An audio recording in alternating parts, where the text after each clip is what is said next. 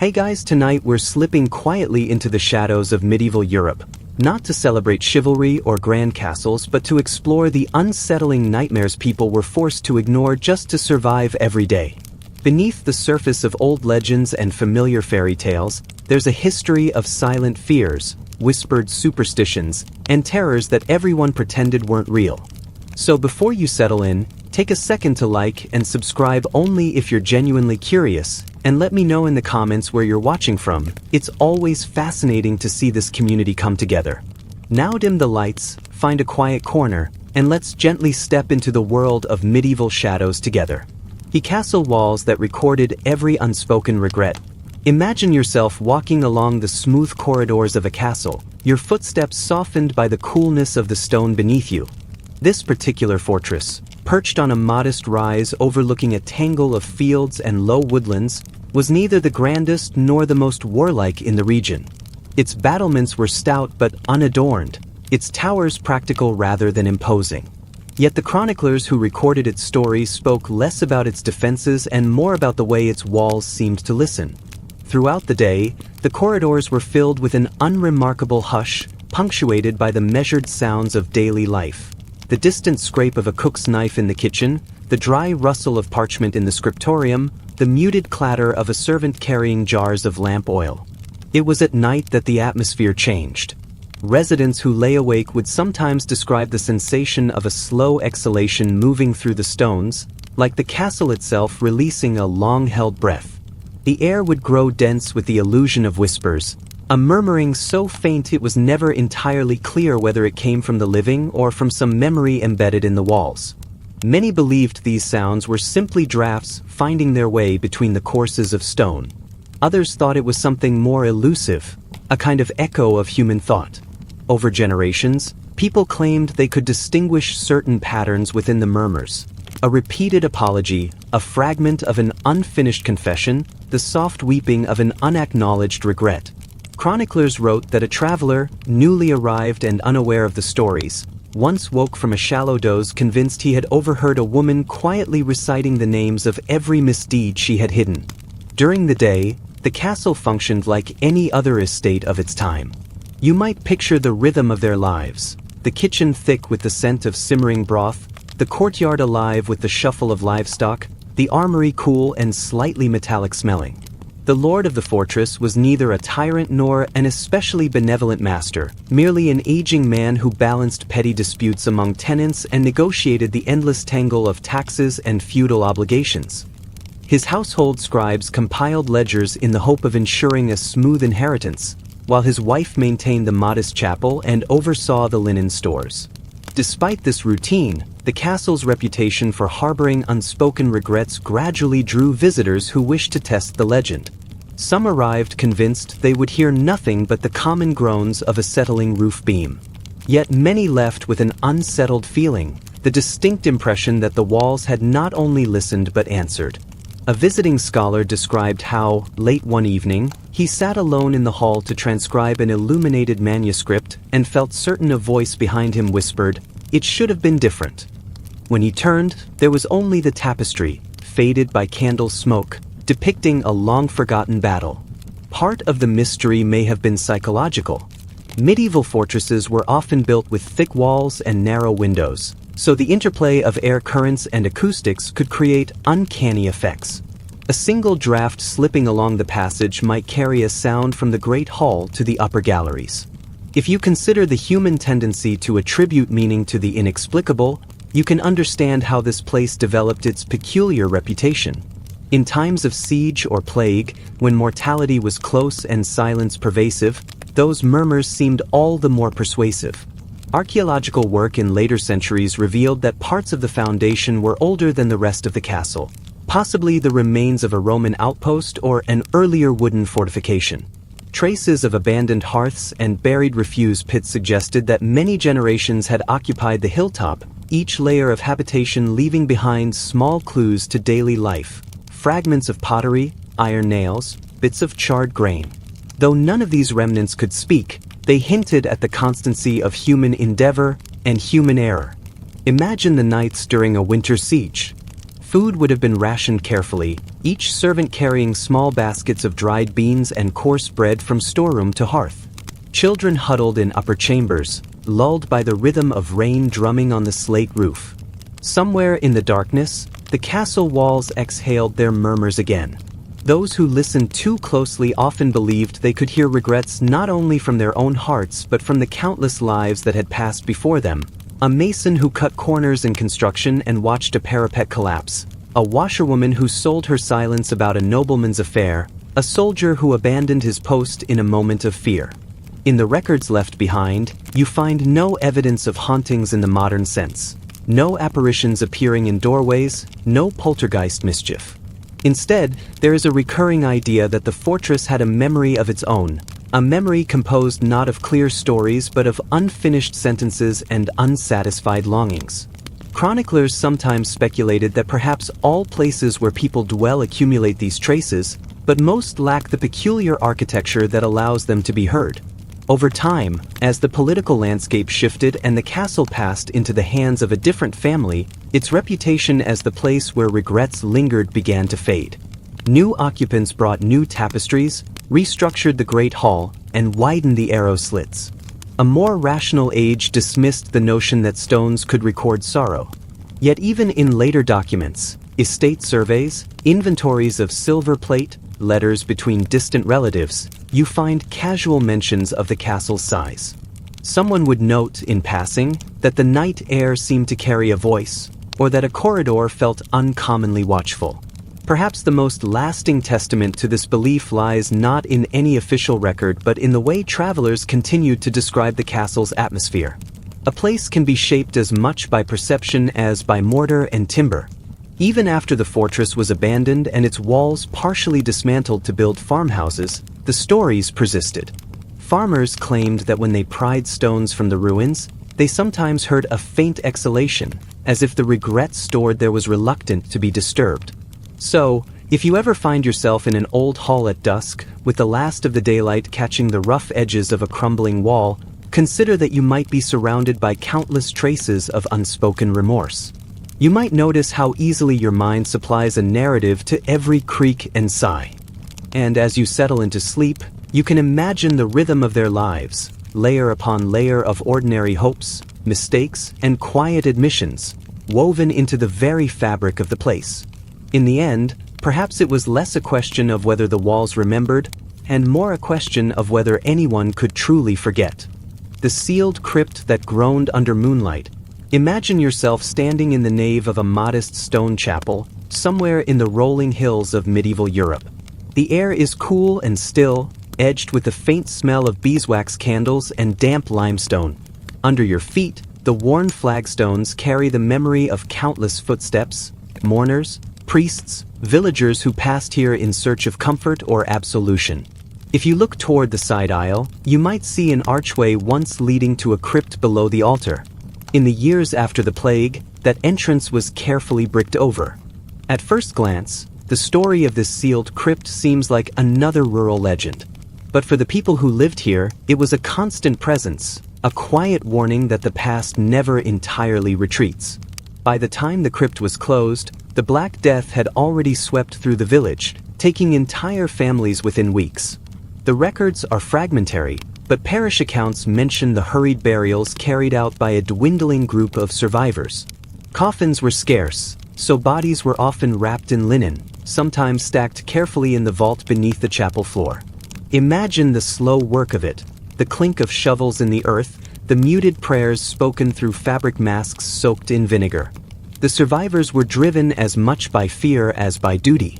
The plague was a force they could not see or understand, only endure. When the epidemic finally waned, they sealed the crypt with heavy stones and mortar. Over the years, that choice took on a kind of ritual finality, a decision to contain not only disease but sorrow itself. In the decades that followed, locals began to share quiet stories of the crypt. They said that when the moon was bright and the village lay in uneasy sleep, you could hear sounds from beneath the chapel. A groaning, some called it, a muffled shifting as if the stones themselves resettled in the darkness. Others claimed it was a trick of the wind or the soft expansion of cold masonry after a warm day. Yet the tales persisted, woven into the rhythm of village life like the tolling of the bell or the slow cycle of planting and harvest. To understand why these stories mattered, you have to imagine a time when death was never far away. In modern life, we often keep mortality at a polite distance. But in the medieval world, its presence was constant and ordinary. Disease, hunger, and violence brushed against every household. A crypt was not just a burial place but a reminder of the thin veil separating the living from all who came before. Over the years, the crypt became part of local custom. Children dared one another to press an ear to the sealed wall. Old women made the sign of the cross before entering the chapel at night. Priests discouraged curiosity, urging the faithful to focus on prayer rather than superstition. Yet even they could not quite banish the sense that something lingered in the stones. Occasionally, traveling clerics or minor scholars would note the legend in their journals. One visitor, a monk passing through on pilgrimage, described the air inside the chapel as thick with memory, as if the walls held the final whispers of those laid to rest beneath them. He did not hear the groaning himself but recorded that local clergy seemed almost embarrassed when asked about it, eager to change the subject to safer matters, harvest yields, tithes, or repairs to the roof. Imagine the way the villagers' lives revolved around this building. Each Sunday, they gathered here for Massachusetts. The same stones that enclosed their grief also bore witness to their weddings, baptisms, and festivals. Perhaps that is why the crypt's story endured. It represented the idea that sorrow never truly disappears. Instead, it seeps into the familiar places you return to again and again. In time, newer generations lost much of the old fear. The plague receded into a dim chapter of village memory, recounted only when the harvest failed or illness returned. The sealed crypt became an object of curiosity more than dread. Yet the story of its groaning persisted, an echo of the earlier terror that once emptied the streets and filled the chapel with hurried prayers. It is easy to imagine how the mind might play tricks in such a place. The way sound travels through stone, the creak of timber beams settling in cool night air, the low sigh of wind through gaps in the masonry, these small disturbances can take on an uncanny life when you expect them. And so, each generation added its own quiet embellishments. A farmer swore he heard a faint tapping on the wall during a winter vigil. A shepherd's wife insisted she saw frost form in perfect handprints across the bricked arch. Yet, beyond these stories, there is a simpler truth. The crypt was a practical solution in a time of crisis. It was built to hold the remains of neighbors, kin, and children who had no other resting place. To seal it was an act of self-preservation as much as reverence. The groaning, if it ever truly sounded, may have been no more than the consequence of earth pressing on ancient walls, an unintended reminder that the past cannot be erased so easily. Imagine standing there now, in the hush of early morning light filtering through narrow stained glass windows. You might run your hand along the old mortar, feel the cool stone and the faint vibration of centuries settled into silence. In that moment, you would understand why the villagers told and retold this story, not because they loved fear, but because it connected them to something deeper, a recognition of their own small place in a long, unbroken line of lives. And so the crypt remains, sealed under layers of memory and superstition. The chapel still stands, though its roof has been repaired many times and the walls bear the faint scars of centuries. If you were to visit, you might not hear anything at all. But if you listen closely, if you imagine yourself there, in the hush of moonlight, you can almost sense a quiet presence, reminding you that some histories never entirely fade. The hallway where invisible witnesses judged every step. Imagine yourself stepping through a wide, timbered doorway into a corridor that seems ordinary at first glance. The walls rise around you, cool and pale under the waning glow of iron lanterns. The stone floor is uneven, smoothed in places by centuries of hesitant footfalls. You pause, adjusting to the hush, and in that silence, a curious awareness gathers. It is not a sound, not a flicker of movement, but a sense, some quiet, persistent conviction that you are no longer alone. That something, or perhaps many somethings, attend to every step you take. This was the experience described by those who visited the old hall, whose precise origins were blurred by time and by the retellings of generations. Some claimed the structure dated to the late medieval period, perhaps the early 15th century, when noble families commissioned manor houses fortified enough to repel thieves but adorned with galleries and private chapels to demonstrate refinement. Others believed it belonged to the Tudor age, when prosperity made displays of wealth both fashionable and, at times, perilous. The corridor itself connected the receiving chamber to a smaller antechamber, a liminal space between public welcome and private deliberation. It was here, they said, that invisible witnesses took up their posts. Records do not name these watchers. No manuscript describes them in detail, and no carving or painted panel depicts their gaze. Yet the conviction of their presence became part of the house's reputation. A priest visiting in the early 17th century wrote in his journal that the passage is most curious, for though no man can see its guardians, yet he feels the weight of their regard and is measured by it. He did not specify whether he believed these watchers were spirits of the dead, angels, or some other presence altogether. For those who lived and worked within the hall, the explanation mattered less than the sensation itself. Imagine yourself again, crossing the threshold in the hush of dusk. The air cools perceptibly, as if the stones hold fast to a chill the rest of the building has forgotten. You might notice the fine cracks in the plaster, the way the decorative plasterwork seems to ripple and shift when you glance aside, though it stays utterly still when you look directly. The hush deepens as you proceed. Each footstep echoes, not only along the walls but, curiously, somewhere within you, as if the very act of walking here exposed something about your heart's hidden motives. Some historians have speculated that the hall's peculiar acoustics, coupled with the power of suggestion, account for the stories. A narrow space with vaulted ceilings often magnifies whispers or coughs from adjacent rooms. If you heard a breath you did not recall taking, or caught a faint murmur in the dark, it would be easy to imagine it was not your own. In a time when belief in invisible judgment was woven into daily life, from the confessional to the royal court, it would have seemed only natural to interpret such impressions as evidence that you were being appraised. Yet the hall's reputation outlasted the ages of faith. In the 18th century, a visiting antiquarian noted that even hardened soldiers reported the disquiet of crossing that passage alone. He remarked on the odd persistence of this belief in an age increasingly devoted to reason. Perhaps it was precisely because so much of life then demanded performance, public adherence to loyalty, piety, and duty, that people needed a place to project their private uncertainties. If you lived beneath constant scrutiny, it was not such a great leap to imagine scrutiny that did not end with human eyes. Beyond these interpretations, the passage served practical purposes, which might have contributed to its air of secrecy. The antechamber it joined was often used for private negotiations, agreements about land, marriage alliances, or debts. A servant or scribe would wait there, ready to be summoned. If you were summoned through the passage, you were likely already in a state of anxiety, wondering whether your prospects would be secured or undone. The building's architecture, with its deliberate concealment of sight lines and its layers of threshold, amplified this sense of exposure and concealment at once. Imagine, too, the daily life unfolding around this quiet tension.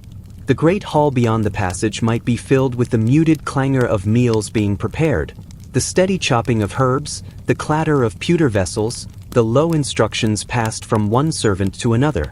The corridor stood apart, a momentary suspension of that activity. A space to gather one's composure, or to lose it. Those who cleaned and maintained it were not immune to the feeling. A 19th century housekeeper recounted that she never crossed it without whispering a prayer, though she could not have said precisely to whom it was addressed. Over time, the legend of the invisible witnesses acquired its own peculiar respectability. Guests were informed of it almost apologetically, as though the current owners felt obliged to share a family superstition they no longer endorsed but could not quite discard. Some visitors reported no sensation at all and left puzzled by the fuss. Others, however, admitted, sometimes only in private, that they had felt the watcher's attention, subtle but undeniable, pressing against the quiet of their thoughts. Today, the passage stands much as it has for centuries. The walls have been carefully restored, the lantern brackets replaced with discrete electric fittings that emit a soft, steady glow. If you visit, you may find yourself studying the plaster, seeking the shapes that older generations described, faces that emerged and receded, the contours of eyes that blinked without lids. You may discover nothing, or you may discover that the power of suggestion can be surprisingly persuasive. Even in modern times, even with the reassurance of historical explanation, you may sense that something in the hush is listening.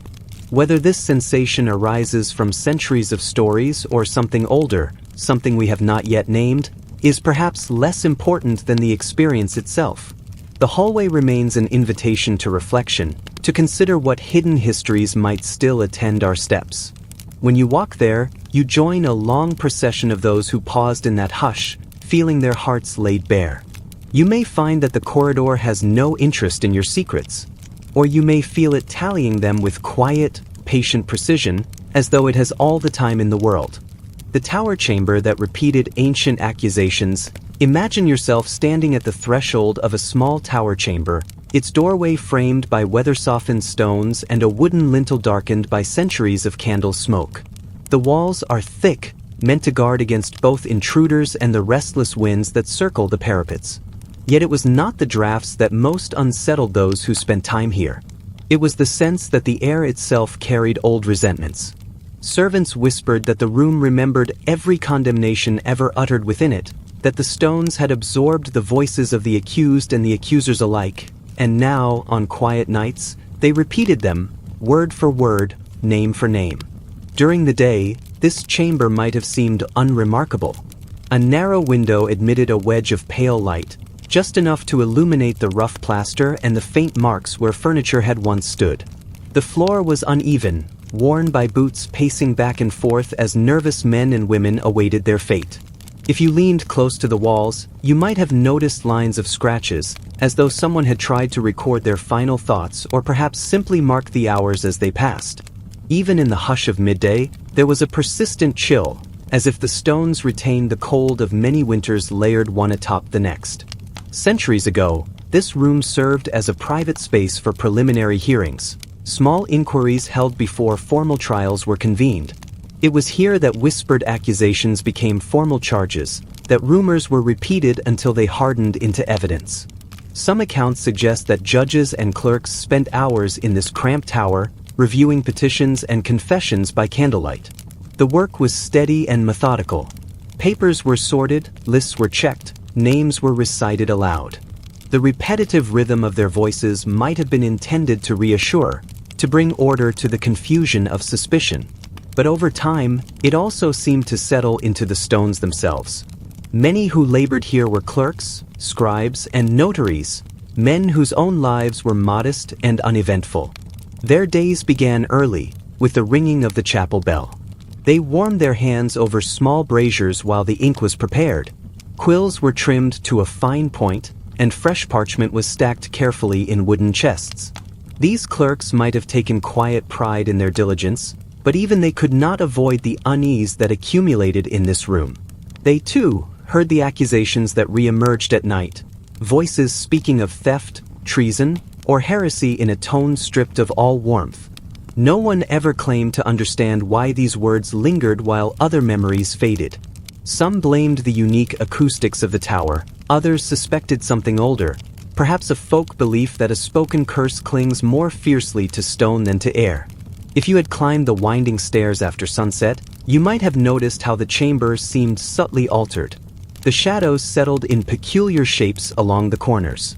The air felt thick with something unspoken, and when the wind passed through the arrow slit in the wall, it sometimes carried a fragment of a sentence that did not belong to you or to any living person. Those who tried to dismiss these echoes as drafts often found their conviction wavering after a few nights alone. Even the most rational visitors admitted that the repeated phrases had a curious persistence, returning again and again until you began to feel as if you were standing trial yourself. Life for the servants who tended this tower was a constant negotiation between duty and discomfort. They swept the floors, replenished candles, and removed the ashes each morning. They learned to avoid lingering too long, especially after dusk. Some claimed that if you stood near the west wall, you would hear a woman's voice listing her accusers in a thin, relentless tone. Others insisted they had caught a man's voice murmuring a single denial over and over. Whether these sounds were memories of actual trials or simply the product of suggestion is impossible to say.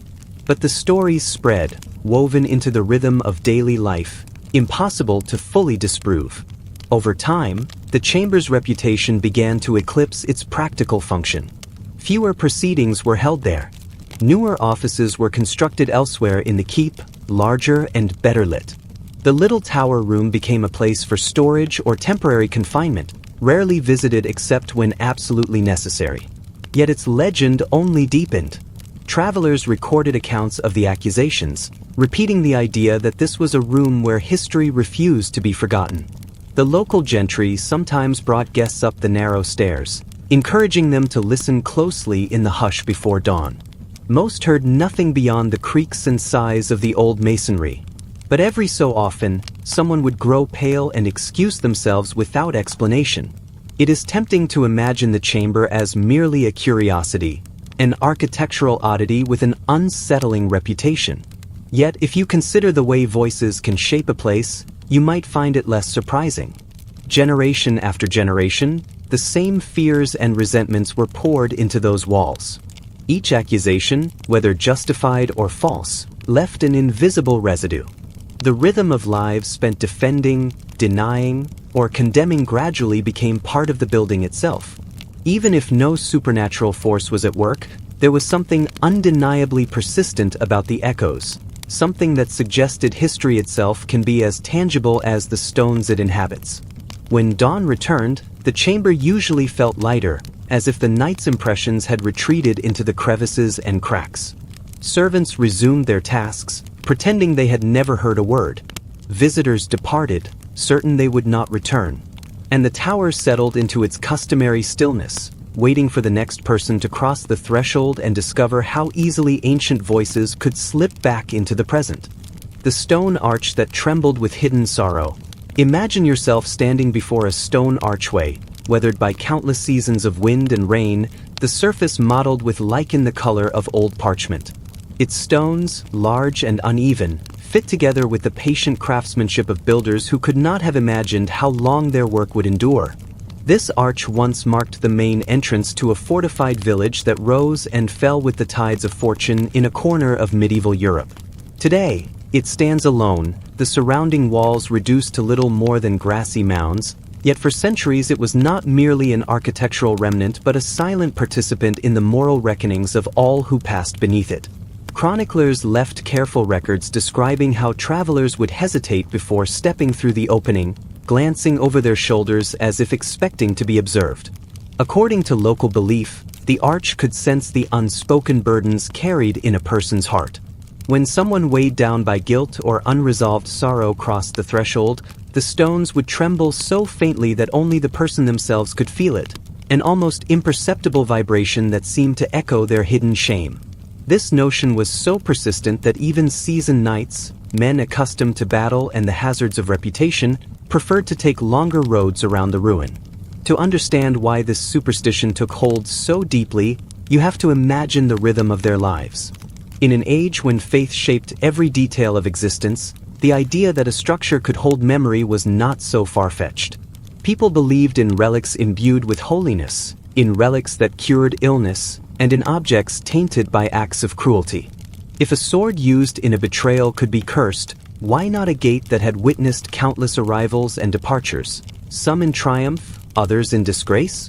The earliest mentions of the trembling arch appear in the journals of a minor cleric named Brother Caldus, who was sent to the village to collect tithes and record disputes.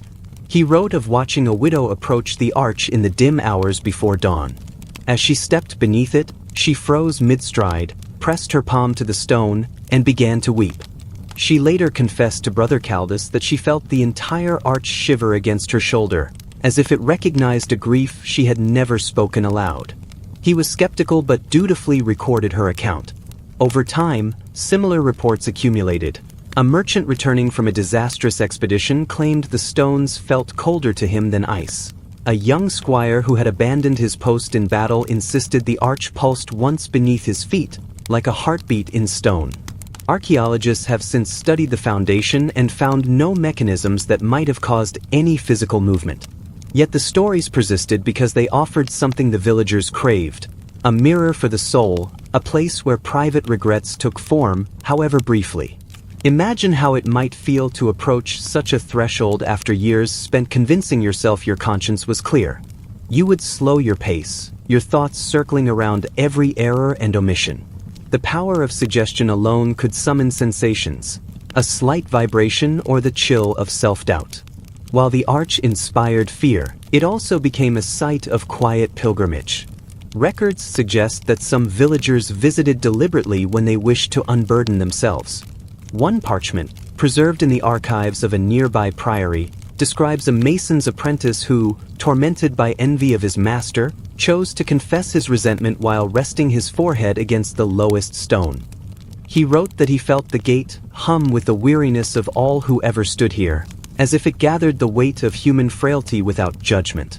Over time, these tales grew into cautionary lessons told to children, part of the oral fabric that held communities together. Beyond the arch, daily life unfolded in rhythms that feel almost alien to modern sensibilities. You might imagine the women washing linen in the stream that curved around the village, their laughter mingling with the sound of running water. Farmers carried sheaves of barley through the gateway during harvest, the wheels of their carts leaving ruts that deepened with each passing year. At festivals, minstrels strung garlands across the arch, trying to soften its reputation, yet even amid celebration, no one would linger directly beneath it after dark. In these details, you glimpse how a place can accumulate layers of meaning, becoming something more than a functional structure. Among the local gentry, the arch was regarded with wary respect.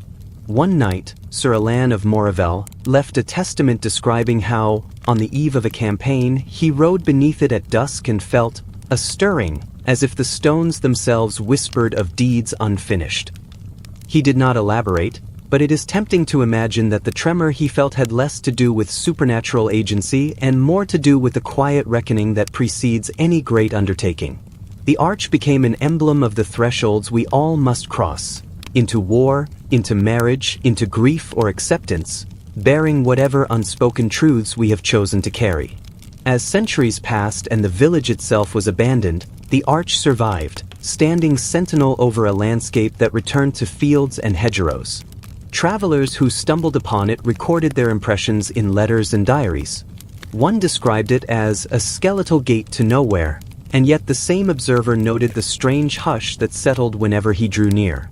Though no credible evidence proves the stones ever moved, the legend endures because it tells a story people recognize, that guilt can be a more powerful force than any law or edict, and that sometimes it takes only a slight tremor, a hush of movement beneath your feet, to remind you of everything you have left unresolved. So, imagine yourself there in the quiet of early morning, when the fog clings low to the grass and the arch looms like the memory of something you meant to forget. You place your hand on the cold stone and feel nothing at all, until, perhaps, you remember a moment of unspoken sorrow.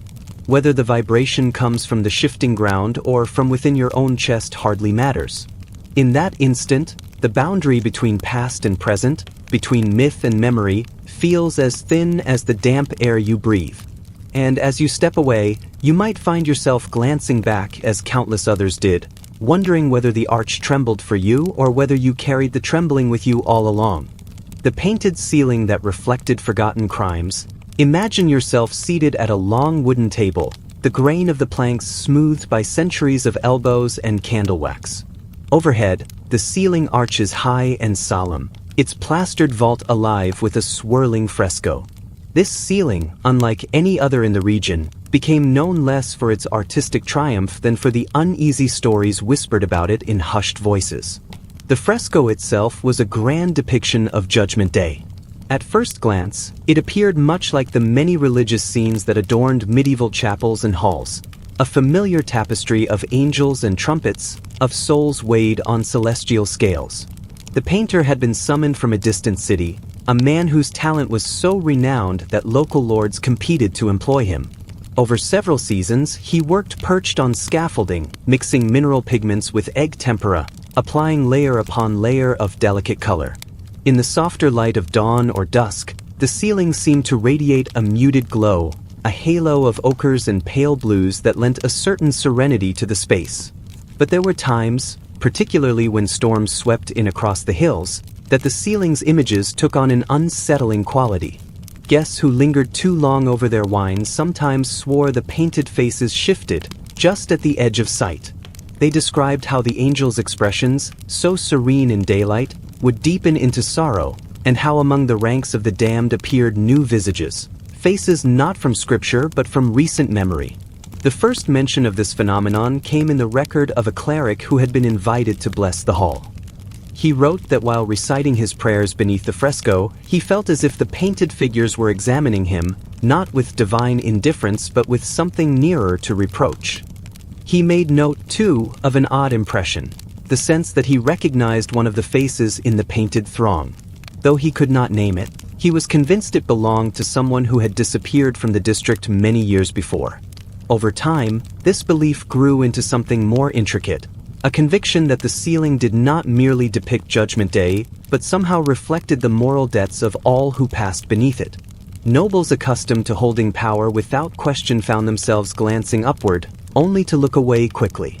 Servants delivering platters of food felt a compulsion to cross themselves when lightning illuminated the vault.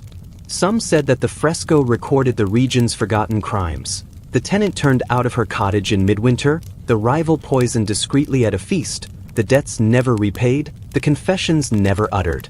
In the daily rhythm of the hall, life continued much as it did in any noble household. The tables were laid with trenchers of coarse bread and stewed meats. The hearth kept alight even in milder seasons. The scribes maintained lists of rents and dues. Yet the fresco remained an unspoken presence, a reminder that no secret remained entirely buried. Imagine the atmosphere during a banquet, candles guttering in their iron holders, the wind moaning around the arrow slits, and above it all the vast painted sky crowded with expectant faces. Some speculated that the artist himself had hidden a message in the work.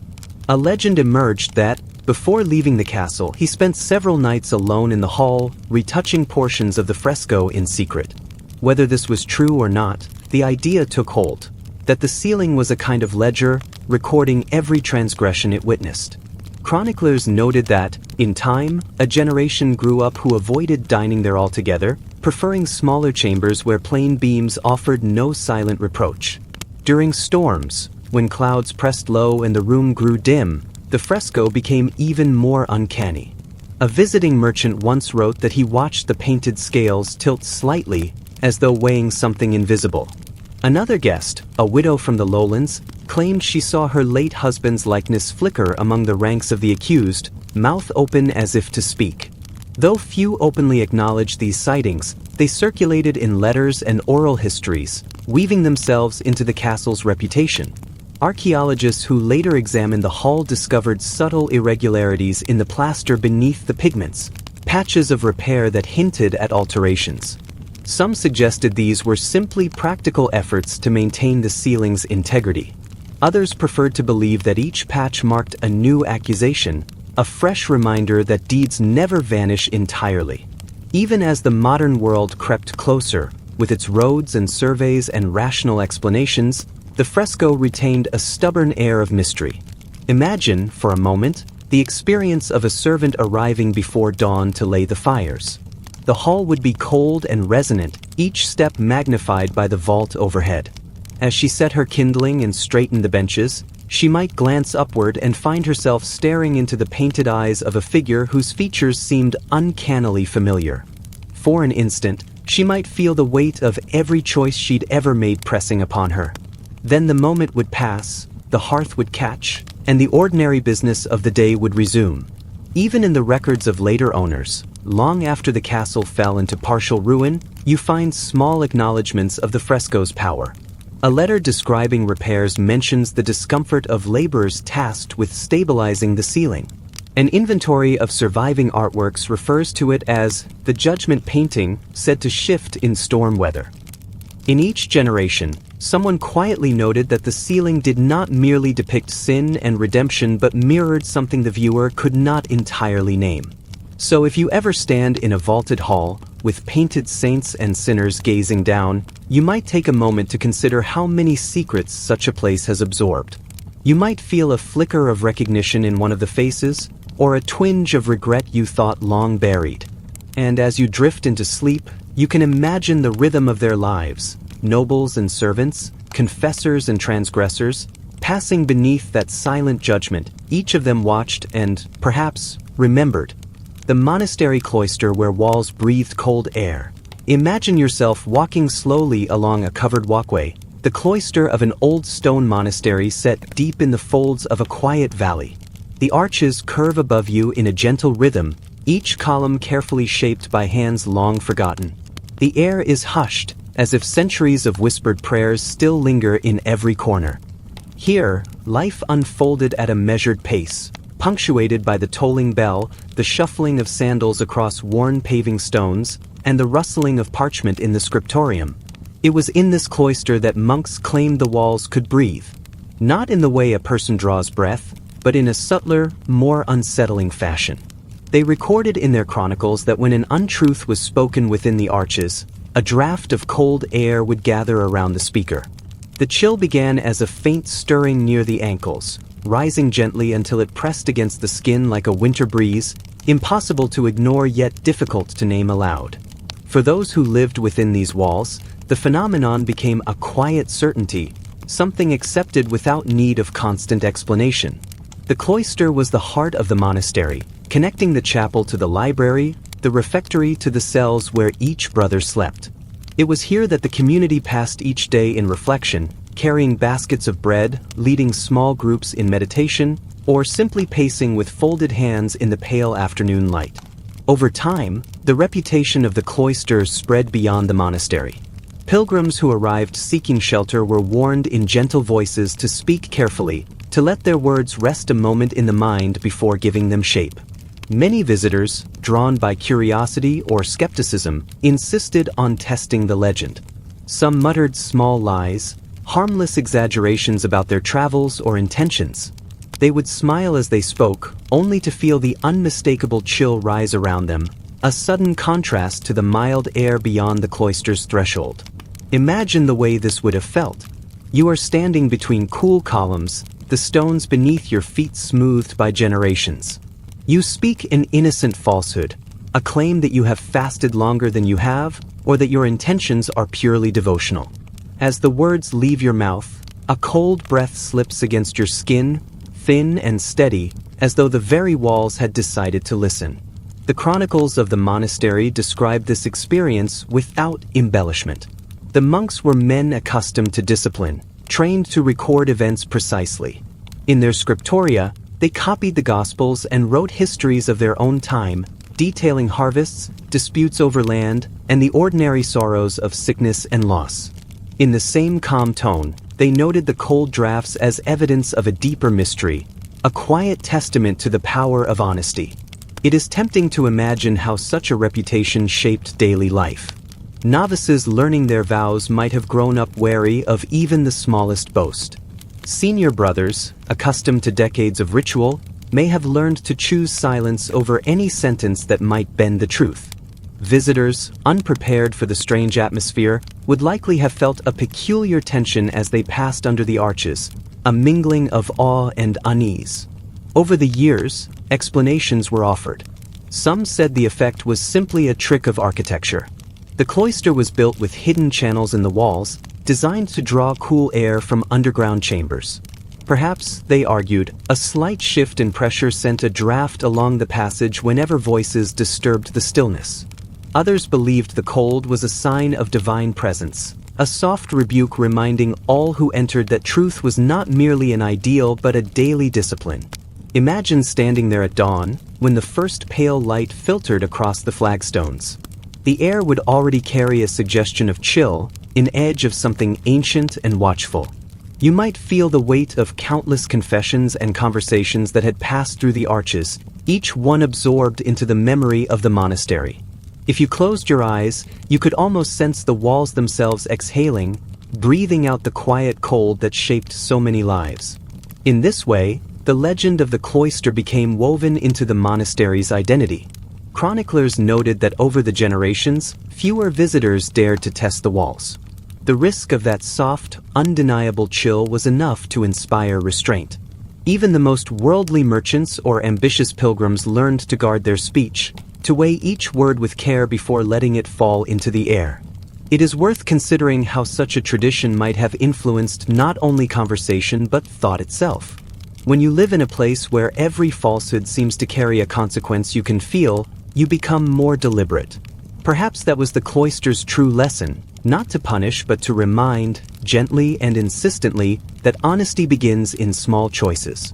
A withheld boast, a corrected error, a silent admission of uncertainty. Over the centuries, as the monastery declined and the brothers gradually dispersed, the story of the breathing walls persisted. Travelers continued to remark on the hush that filled the cloister, and those who had felt the cold drafts often found the memory returned at odd moments, a sensation that could not be entirely explained away. Even as repairs were made and parts of the structure rebuilt, the legend remained intact, passed from one generation to the next as quietly as the chill itself. Imagine yourself there now, walking beneath the arches in the quiet hours of evening. The air is cool but not unfriendly, the stones luminous in the last slanting light of the day. You pause to rest a hand on the nearest column, feeling its smoothness beneath your palm. In that moment, you might sense the way this place held its own kind of vigilance, a gentle, persistent presence that asked only for honesty.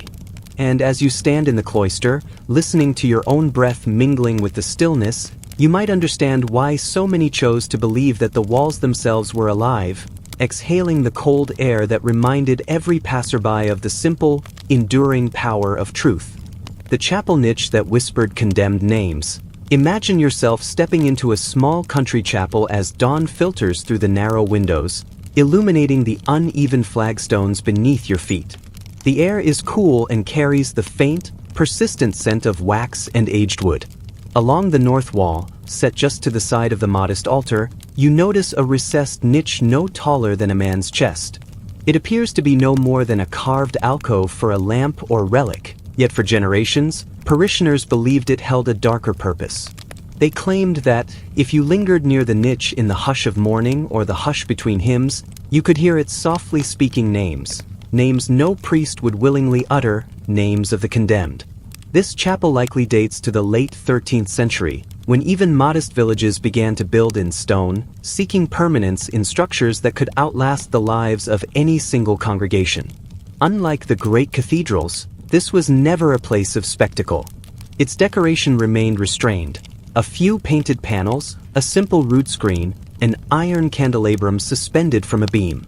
Yet the niche by the altar inspired an unease that the grandest architecture never did. Even the parish records, usually dry in their descriptions of repairs and tithes, contain the occasional note of complaint, someone refusing to sit in the pews nearest the alcove, or asking that Mass be celebrated more briskly to shorten the time spent within earshot. Imagine yourself standing just before it, studying the modest tracery cut into the pale limestone. It is easy to see how the shadows gather in the hollows, suggesting shifting forms. Perhaps you notice a faint abrasion along the upper edge, as though generations of hands rested there, brushing the surface in search of reassurance or proof. If you were to close your eyes and listen, you might hear nothing but the building settling, the dull movement of air around old stones. Yet more than one visitor, in more than one century, has insisted they heard the whisper of syllables drifting upward, familiar names spoken in a voice that sounded like no voice at all. It is possible that the stories arose in part from the chapel's history of excommunication. In the medieval period, excommunication was not merely a spiritual censure but a public disgrace with legal consequences. Those who were cast out from the church often lost their property, their credibility, and sometimes their protection under the law. Though excommunication was not meted out lightly, records indicate that in this parish, several landowners and a handful of tenants were formally denounced over the centuries, often for defying tithes, disputing inheritances, or offending local clergy. To the congregation, these events must have carried a peculiar gravity. When a name was proclaimed from the pulpit, it meant that the community was expected to shun the person, to refuse burial in consecrated ground, to pretend that a living soul was already beyond redemption. Over time, the ritual was simplified, then abandoned, yet the memory lingered. Parishioners whose parents or grandparents had been excommunicated were still treated with suspicion. Stories circulated that the names of the condemned were never truly erased from the chapel, that the niche near the altar had absorbed them. When the priest intoned blessings, it was said the stone might respond in a near-silent litany of those left outside grace. Consider for a moment the rhythm of weekly life in such a place. Each Sunday, families gathered in the pews, whispering their own petitions and fears. Children fidgeted, glancing at the niche with uneasy curiosity. Older men and women, whose memories extended farther, might close their eyes and bow their heads not solely in prayer but in a quiet effort to shut out the possibility that the stone was murmuring to them again. It is easy to imagine how a place of comfort could also become a place of disquiet. The same walls that promised salvation seemed also to retain a ledger of transgression. Over the centuries, modest attempts were made to dispel the reputation. In the late 17th century, a new priest commissioned fresh plastering around the niche, hoping to blunt whatever acoustics fed the rumors. For a time, the complaints subsided, but as the plaster aged and cracked, as winter damp settled into the joints, the whispers returned. Visitors unfamiliar with the legend sometimes reported the sensation first, noting that they thought they had heard someone behind them reciting syllables too soft to catch. Only afterward were they told that the niche was rumored to speak the names of the excommunicated. Imagine again standing there, late in the day when the light has grown thin. The air seems to deepen in the chapel, thickening into something nearly tangible. You might find yourself listening despite your intention not to, attending to the rustling hush. Perhaps you convince yourself that you are hearing nothing but the familiar creaks of an old building. Perhaps you feel that subtle chill along your spine that generations before you have described. Modern historians have offered practical explanations. They point out that the niche's shape creates a small resonance chamber amplifying stray noises, wind pushing through the bell tower, or voices drifting in from the porch. A whisper spoken outside could be captured by the stone, bent into something strange and unplaceable. Yet even those who propose these theories admit that the persistence of the stories is curious. When so many people across centuries report the same impression, it leaves open the question of whether something older and less easily defined endures there. Today, the chapel stands largely unchanged. The pews are worn smooth by generations of parishioners. The niche remains, neither sealed nor specially marked. Those who maintain the building speak of it in the same careful tone their predecessors used, half apologetic, half accepting. It is a feature of the place, like the chill of the air in February or the uneven rhythm of the bell. If you visit, you may find yourself drawn to stand before it, studying the modest tracery and wondering what you might hear in the hush. Perhaps the niche never spoke any names at all. Perhaps it was always an echo chamber for the private dread every person carries. A small architectural reminder that no human failing is truly hidden forever. Whether it was a trick of sound, a collective imagining, or something no record has fully captured, it continues to offer an invitation. To pause, to listen, to wonder whose names, if any, still drift up through the centuries when the stone decides to speak. The manor hearth that released faint lamentations. Imagine yourself standing in the great hall of an old manor house, your eyes adjusting to the shifting glow of the hearth. The flames are low, casting long shadows across carved beams and high plastered walls. At first, the hush seems ordinary, no different from any other quiet evening. Yet as the embers settle and the draft curls along the flagstones, you begin to sense something else, a subtle sound almost too faint to name. It comes from behind the hearthstones, a low, wavering lament that seems woven into the very structure of the chimney itself. This hearth had been the center of daily life for generations. It was where bread rose in iron ovens and kettles of broth steamed against the chill. During daylight, the crackle of wood and the steady work of servants tending to the fire gave the room a comforting rhythm. Children crept close to warm their hands, and housekeepers measured out spices and salt from small wooden boxes kept on a high shelf. Every evening, the master of the house would take his seat in a carved chair near the hearth, reading dispatches or simply watching the flames. It was only late at night, when the last embers had sunk to a dull orange, that the quiet began to change. Those who kept watch alone, an aging steward or a young maid, often described the same sensation. First, a hush so deep it pressed against the ears. Then, from the depths of the chimney, a thin sound like a sigh drawn out into a wordless cry. Some said it was a woman's voice, others heard something more like the plaintive mewling of a child. The stories varied, but the effect was always the same, the sense that the hearth was a threshold between this world and another. The master of the house, a stern man with little patience for superstition, insisted the sounds were nothing but drafts. He forbade any discussion of lamentations or hauntings. If a servant was overheard speculating, they might find themselves reassigned to the stables or dismissed altogether. In time, this prohibition became a part of the household's etiquette. Even when everyone privately wondered what caused the cries, no one would admit it aloud. In this way, the hearth maintained its place as both the heart of the manor and the keeper of unspoken questions. The hall itself had been constructed in stages, with timbers felled from the estate's own woods and stones quarried not far from the fields. Over decades, alterations were made, larger chimneys added, an upper gallery built to display portraits and woven banners. Yet the hearth remained unchanged. Its iron fireback, etched with the family crest, was blackened by centuries of soot. The massive oak mantel bore small notches where earlier generations had hung tools or lanterns. This continuity made it all the more unsettling to think that the hearth might conceal something older than the house itself, some sorrow or secret that predated any living memory. Imagine the rhythm of their lives unfolding around this hearth. Servants rising before dawn to prepare warm water and bread.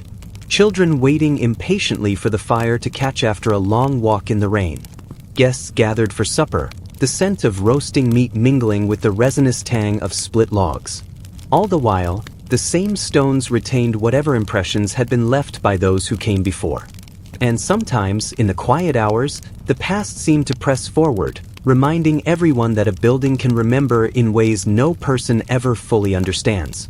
Some local historians speculated that the lamentations might have been connected to a series of trials held during a famine several centuries earlier. According to faded court records, several villagers had been accused of hoarding grain or stealing from the manor's stores. A few had disappeared into the old storage cellars that once connected to the chimney's foundations. Whether they perished there or simply fled was never conclusively known. Over time, the details dissolved into rumor, and the rumor became part of the manor's hidden story, a tale no one dared confirm, yet no one could quite forget. When dawn broke and the fire was rekindled, the peculiar sounds usually faded. The morning bustle returned. Servants swept fresh rushes over the floor, children played along the hearthstones, and cooks prepared the day's meals. The master would descend the stairs, remarking on the weather or the day's obligations, pointedly ignoring the shadows that still lingered along the hearth's edges. This routine, so orderly and predictable, was a comfort against the suggestion that the past had left something behind, an echo that could not be silenced by command or disbelief.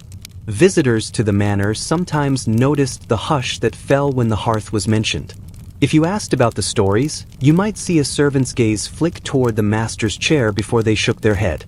If you listened closely late at night, you might hear a wordless murmur, so brief you would question whether you imagined it. And if you pressed your hand to the stones, you might feel the residual warmth of the fire mingled with a colder undercurrent, as though some hidden presence waited for the hush to deepen before it spoke again. Over time, the hearth acquired a dual reputation, both an emblem of hospitality and a source of quiet dread. It was the place where families gathered, where the work of sustaining life was never-ending. Yet it was also the place where history refused to remain buried. No matter how often the master insisted it was only a draft, the lamentations continued, as steady and soft as breath. And so the manor endured, holding its secrets in the spaces between flame and stone, never quite allowing the past to fall silent. The watchtower that remembered every betrayal, Imagine yourself approaching an old watchtower, its silhouette etched sharply against a sky the color of worn pewter. The structure rises from a low ridge, commanding a view of every path and field within miles. At first glance, it appears little different from any other medieval fortification. Rough-hewn walls, arrow slits dark as extinguished lanterns, a heavy door banded with iron. Yet this tower held a reputation that made even veteran guards pause before stepping across the threshold. For centuries, it was whispered that the stones themselves could remember. According to generations of sentinels, certain patches of the inner walls glowed with a weak, unsettling radiance, only perceptible in the last hour before dawn. These pale halos marked the spots where those accused of treachery had once leaned, waiting for judgment or pardon. No one could say precisely when the tower earned its uncanny renown. Some chronicles suggest the legend began during a long siege in the late 13th century, when supplies dwindled and trust unraveled. Food was rationed by candlelight. Sentries stood sleepless on the battlements, trying to distinguish true allies from secret informants. In that tense quiet, a captured deserter was brought inside, his shoulders pressed against the northern wall as he confessed to signaling the enemy. When he was taken away, a junior guard noticed the stone behind him glimmering, almost as if it exhaled the confession he had left behind. Later, other soldiers claimed to feel warmth in the same place, an unsettling reminder of how quickly loyalty could sour. Over time, the story took on a life of its own. New recruits were warned in hushed tones to avoid touching the walls during the small hours. Some insisted the warmth was simply trapped sunlight radiating back into the chill. Others believed the tower was cursed, stained by the regrets of those who had traded honor for survival. In a society where allegiance was often a matter of life and death, any suggestion that betrayal might leave a physical imprint had a special potency. Imagine the unease of standing watch alone at midnight, listening to the wind threading through the arrow loops, feeling a faint heat beneath your palm where a condemned man once waited. Beyond these unsettling claims, the tower's daily life carried on with predictable rhythms. Each morning, the guards assembled in the small antechamber to receive their orders. They checked the supply ledger, lists of salted meat, sacks of grain, bundles of arrows. The garrison was small, never more than a dozen men at any given time, and their duties were repetitive, pacing the walls, inspecting passing travelers, recording every movement in the valley below. When the weather turned, storms would rattle the shutters, and the men would cluster by the hearth, telling the same stories of distant campaigns or of comrades who had simply disappeared without farewell. It was during these long nights that the tower's peculiar reputation grew strongest. Men spoke of seeing shapes out of the corners of their eyes, flickers of pale light near the walls where no torch burned. There was no shortage of theories to explain the phenomenon. Some chroniclers proposed that minerals in the stone created luminescence under certain conditions. Others insisted it was a trick of fatigue, a mind deprived of sleep projecting guilt onto the fabric of the building. Whatever the cause, the belief itself was enough to influence behavior. A garrison report from the early 1400s describes a young watchman who refused to lean against any interior wall at all, convinced that if he did, some trace of his own secrets might remain. His captain considered him superstitious but noted that his vigilance never wavered. Perhaps, in its own way, the fear served as a discipline, a reminder that every action left some echo behind. As you imagine the tower at dawn, picture the first fingers of light catching on the parapets. The moss that grew in the mortar seems almost to drink the brightness. The stones, usually so dull, look momentarily alive, each fleck of quartz reflecting daybreak. In that hush, it was easy for a man to feel that the past was not past at all. A spot on the wall could still feel warm to the touch, whether from buried minerals or from the long memory of betrayal. And standing there, you might sense how fragile trust could be, how quickly certainty dissolved into rumor. Over time, the tower fell into disuse. The outer walls of the fort crumbled, and the garrison disbanded. Yet even after the last guards departed, travelers occasionally climbed the winding stair to see if the stories were true. One 17th-century antiquarian described placing his hand against the northern wall at dawn. He reported no glow, only a lingering warmth, faint as a remembered touch. He recorded the experience in his journal without comment, as if to say the fact spoke for itself. Imagine yourself stepping into that same chamber, your breath rising in the cold air. The floor beneath your boots is worn smooth by countless patrols, each pair of feet carrying hopes, suspicions, and the quiet dread that perhaps their loyalty would not hold. You reach out to rest your palm against the stone. For a moment, it feels like nothing but old masonry. Then, perhaps because you expect it, or perhaps because the legend is more than legend, a subtle warmth meets your skin, a suggestion of all the hidden stories etched invisibly into the wall. In that instant, the centuries fold together. You understand why men chose to believe that betrayal could not be buried, that even stone remembered. The tower stands as a reminder that trust, once broken, leaves traces as persistent as any inscription. And when you step back into the gray morning light, you carry the feeling with you, uncertain whether you have touched a trick of the senses or something far older and more enduring. The threshold that hummed with long-held resentment. Imagine yourself approaching a modest monastery set into the gentle slope of a valley. The walls are constructed from pale limestone, soft-edged where countless rains have worn them smooth. A narrow stream curls around the outer courtyard, its murmur blending with the distant sounds of cattle grazing and the measured toll of a bell marking the canonical hours. This monastery was not renowned for its relics or scholarship. It appeared, in many respects, an ordinary place, unassuming, quietly industrious, a refuge for those who preferred contemplation over conflict. But for as long as anyone could remember, the threshold beneath its main gate had been the subject of a quiet, persistent curiosity. The gate itself was built from heavy oak reinforced by iron straps, a common construction in its time. To step through it was to leave the concerns of the secular world behind, merchants' quarrels, estate disputes, and the small rivalries that tangled village life. Yet there was a detail that could not be ignored. The threshold, a single slab of dark stone, emitted a low hum when certain travelers passed over it. At first, this hum seemed little more than an idle fancy. Chroniclers noted that on calm days it was scarcely perceptible, perhaps no more than a vibration felt in the soles of one's shoes. But over the years, it became apparent that the phenomenon was not random. Specific families, arriving to deliver tithes or seek counsel, would cause the stone to stir with a quiet resonance. When these visitors approached, the hum began before they reached the archway, increasing slightly in intensity as they crossed the threshold and fading the instant they stepped into the courtyard.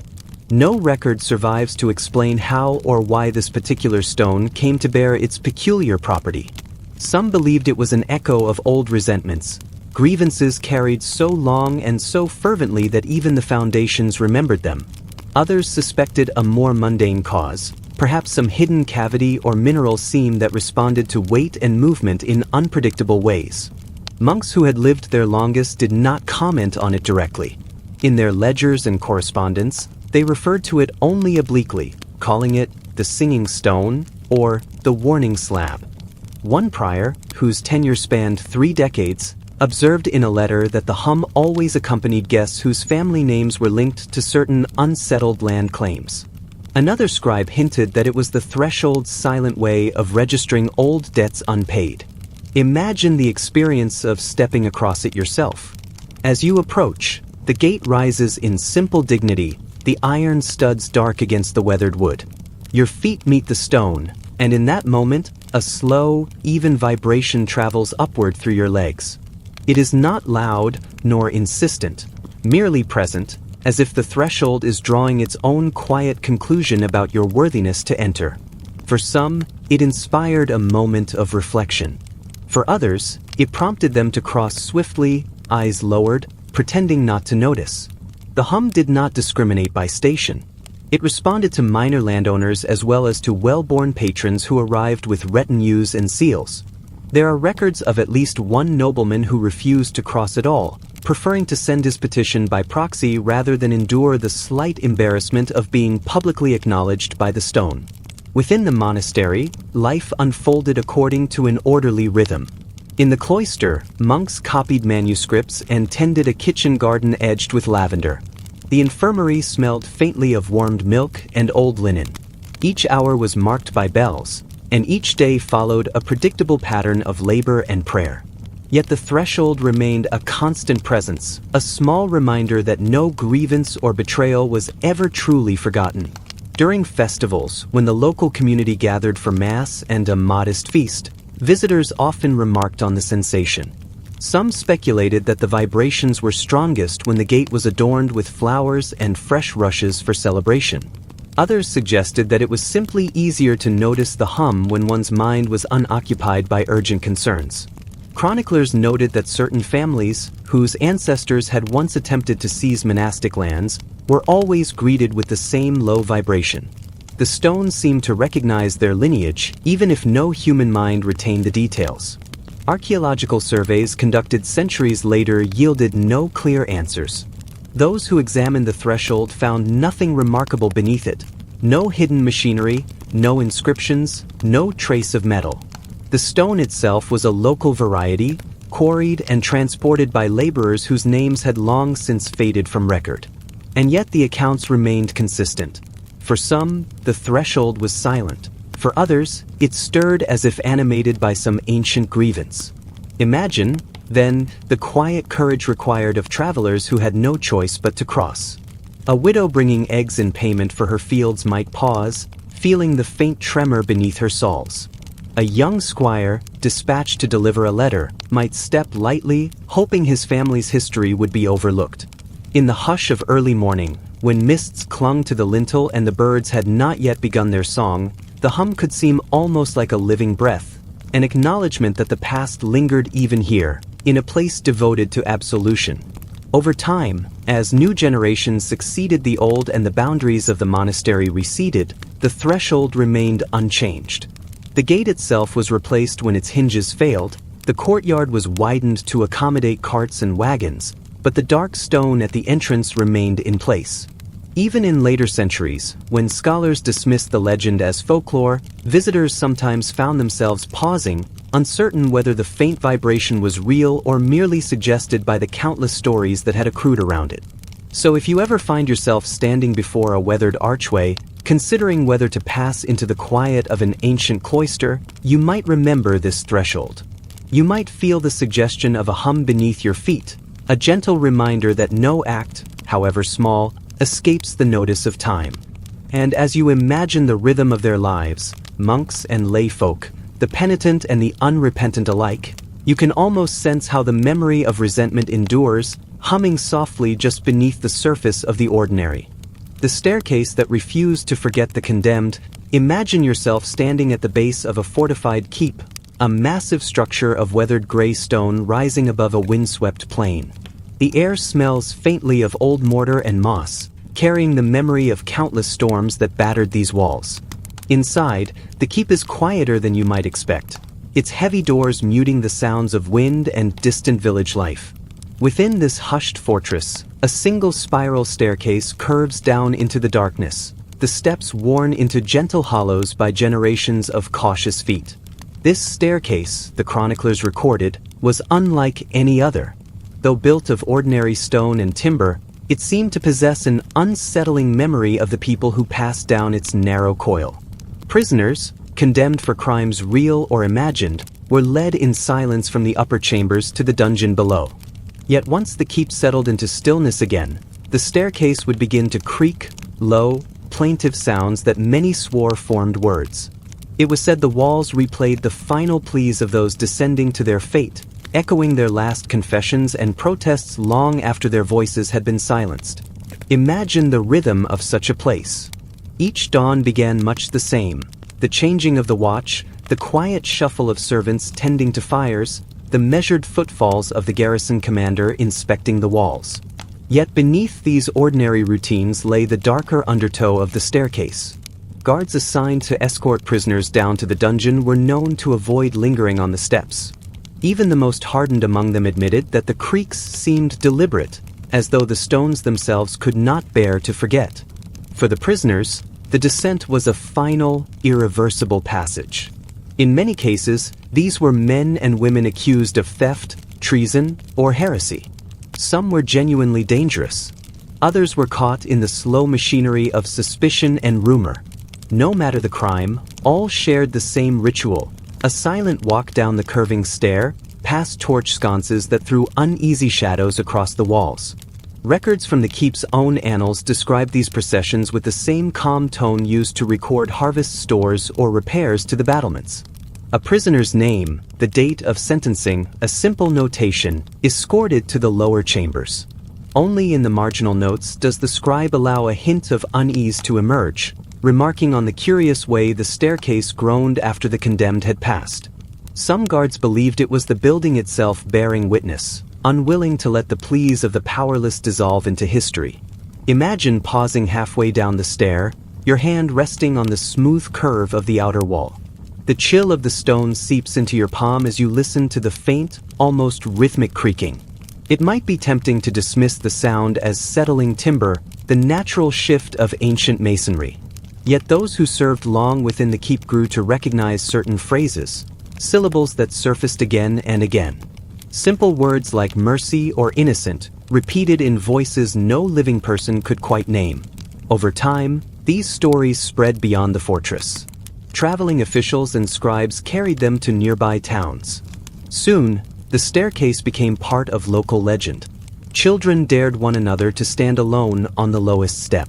Visiting dignitaries sometimes requested to descend it, curious to test their courage. The keep's stewards obliged, but often stood watch nearby, noting how even the most skeptical visitor would grow quiet before reaching the bottom. There were attempts to explain the phenomenon in practical terms. Some argued that the spiral design trapped pockets of cold air, causing beams to expand and contract in peculiar ways. Others insisted the keep's masons had unknowingly created a structure that funneled distant sounds up from the dungeon, distorting them into ghostly murmurs. Still others believed the staircase was simply a convenient canvas for collective guilt, an echo chamber for the unspoken knowledge that many who descended never deserved their fate. Imagine the slow accumulation of memory in such a place. Year after year, the same steps received the weary tread of captives, guards, and curious visitors. Each footfall pressed the past a little deeper into the stone. Perhaps it was not the staircase itself, but the minds of those who walked it that supplied the voices. Even so, the effect remained, inescapable, calmly persistent. When the fortress finally fell into disuse, the staircase retained its reputation. The last garrison withdrew, leaving the keep to drift into quiet neglect. Ivy climbed the outer walls, rainwater pooled in the courtyard, and the iron portcullis rusted in place. But when the wind swept through the upper halls, it sometimes found its way down the stairwell. Those who ventured in claimed the drafts still carried soft, insistent words, repeating the same fractured pleas as before. Imagine standing at the threshold now, your lantern casting unsteady light into the curve of the steps. The air is cool, tinged with the smell of old earth and damp stone. You take one step, then another, listening as your boots disturb the hush. There is a stillness so complete you almost hear your own heartbeat. Then, as you pause to steady your breath, the stair creaks, slow, measured, and unmistakably shaped into something like speech. It is in that moment you might understand why the legend persisted. The staircase became a testament to the idea that no plea is ever truly lost. Even in places designed to silence and confine, memory can take root in the smallest details. A groove in a stone step, a beam that shifts when the night grows cold, a whispered word caught in the architecture itself. And so the staircase remains, an unassuming spiral of old masonry that refused to forget.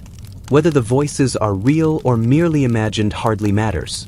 What endures is the quiet certainty that the past is never as distant as we pretend. Here, in the cold hush of the keep, you can almost feel every story still waiting to be heard. The banquet hall where stone faces watched every feast. Imagine yourself stepping into a long, vaulted banquet hall, the kind built in the late medieval centuries to impress visiting dignitaries and to remind local tenants of a noble family's unshakable authority. The air holds a layered scent, wax candles smoldering in their iron chandeliers, fresh rushes laid across the floor, and the heavier, more persistent odor of smoke seeping down from the kitchen's great chimneys. You pause for a moment in the threshold, taking in the array of carved stone faces peering from the upper courses of the walls. Even if you arrived knowing the stories were nothing but superstition, you might still feel the mild, uncomfortable suspicion that some of those eyes were fixed on you, assessing your worth or measuring your honesty. The hall itself was commissioned in the early 15th century, when England's great landowners poured wealth into expanding their manors into fortified compounds that could serve equally well as homes, courts, and symbols of status. Along each long wall, niches were framed in decorative stonework, and within them were sculpted faces, some serene, some stern, some slyly amused. The official explanation was that they represented virtues and allegories, a visual sermon about prudence, loyalty, and generosity. But it was said that when an oath was broken in that hall, when alliances were betrayed or secret bargains struck, the watchers marked the moment. Imagine yourself seated at a trestle table laid with trenchers, platters, and cups of pewter, the din of conversation rising and falling around you. Even as you laugh politely or pick over a piece of salted fish, you feel the faces occupying their silent vigil. You are careful to keep your eyes on your host or on the flickering candles, because too many guests had reported the same uncanny conviction that the carved lids trembled and closed for an instant when falsehood passed across a tongue. One chronicler in the reign of Henry VI wrote that no noble feasting there dared look long upon the watchers, for fear they should find their own guilt mirrored back. This reputation did not prevent the hall from being used for negotiations and celebrations. Indeed, perhaps it made the space all the more useful. A place that seemed to record every deceit inspired a certain caution in the people gathered there. Nobles who would gladly have pressed advantage or plotted in more ordinary surroundings became careful with their words beneath the unblinking gaze. Imagine the rhythm of a feast during the early winter, when darkness descended before the first course was served. The servants would bring in steaming platters, roast game and loaves of fresh bread, while the lord of the manor offered toasts. Between courses, minstrels might play a subdued melody and a hush would fall. In that hush, many guests found it difficult not to glance up, to confirm whether the watchers had shifted, whether the expressions had changed by some minuscule degree. The stories claimed that those who lingered after the feast, in the hour when candles burned low and the tables were being cleared, were most likely to hear the watchers sigh. Over time, the carved faces acquired names and attributes. Some claimed one was the confessor, who observed whether a pledge was sincere. Another was called the scribe, believed to remember every promise made beneath that roof. A third, the witness, was said to blink only when treachery had taken root in a guest's mind. No records show who first bestowed these names, or whether they arose gradually from servants' whispered stories passed down over generations. By the 16th century, when the hall was remodeled to reflect changing tastes, a few of the watchers were removed to make space for larger windows and fashionable wooden paneling. Yet the reputation endured, stubborn as lichen on old stone. Nobles continued to gather there for meals, and travelers continued to remark on the peculiar unease that settled over even the most confident host when the candles were lit and the faces emerged from the shadows overhead.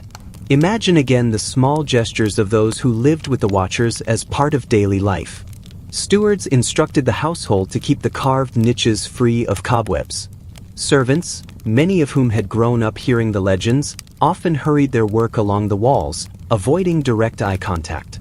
The household chaplain, when blessing a feast day meal, sometimes included an extra invocation, that we may speak in truth and sit in amity, a small acknowledgement of the watchers without naming them directly. It is tempting to dismiss all of this as a product of suggestion and architecture. Indeed, the design of the hall made it easy to imagine movement where none existed. Flickering candlelight cast uncertain shadows. The interplay of day and dusk created the illusion of shifting expressions. Even today, historians point to these mundane explanations as more than sufficient. Yet the stories persisted not because people believed them entirely, but because the idea offered a peculiar comfort. In a world where alliances were fragile, where a careless word could cost land or life, there was reassurance in imagining that the stone itself was taking notice, that no betrayal would remain entirely secret. In the 19th century, the hall was photographed as part of a survey of England's medieval architecture. The resulting images, grainy and severe, show the faces in stark relief, their hollowed eyes fixed beyond the camera's lens. A caption in the survey notes simply, "Carved ornament, purpose uncertain." But to those who stood beneath them, purpose was never truly in question. The watchers were there to remind every guest that oaths spoken lightly would never truly vanish. Today, the hall has been preserved much as it stood in the later Tudor period. Visitors still remark on the feeling of being observed, though the faces remain as motionless as ever. If you were to stand there yourself, you might find that your gaze drifts up despite your intentions, drawn to the watchers as so many others have been. You might feel the faint, absurd impulse to reassure them that you have nothing to confess. And when you step back out into the clean daylight, you may carry the soft awareness that some places keep their own quiet account of human nature, whether through memory, legend, or simply the suggestive power of carved stone. The curtain wall that echoed distant screams. Imagine yourself standing on the wide stone walkway that skirts the outer curtain wall of an ancient fortress. The wind moves steadily across the battlements, carrying with it the sense of moss, cold limestone, and the faint trace of wood smoke drifting up from the courtyard far below. The hour is neither fully day nor truly night, a dusky interval when the walls seem most alive, their ancient stones warming and cooling in silent dialogue with the air. In this uncertain light, you might begin to understand why generations of soldiers whispered that the fortress itself remembered every sorrow it had witnessed. The curtain wall had been raised in the early years of the fortress's history, built thick and high to withstand siege engines and volleys of arrows. Along its inner side, narrow chambers and passages served as guard posts and storerooms.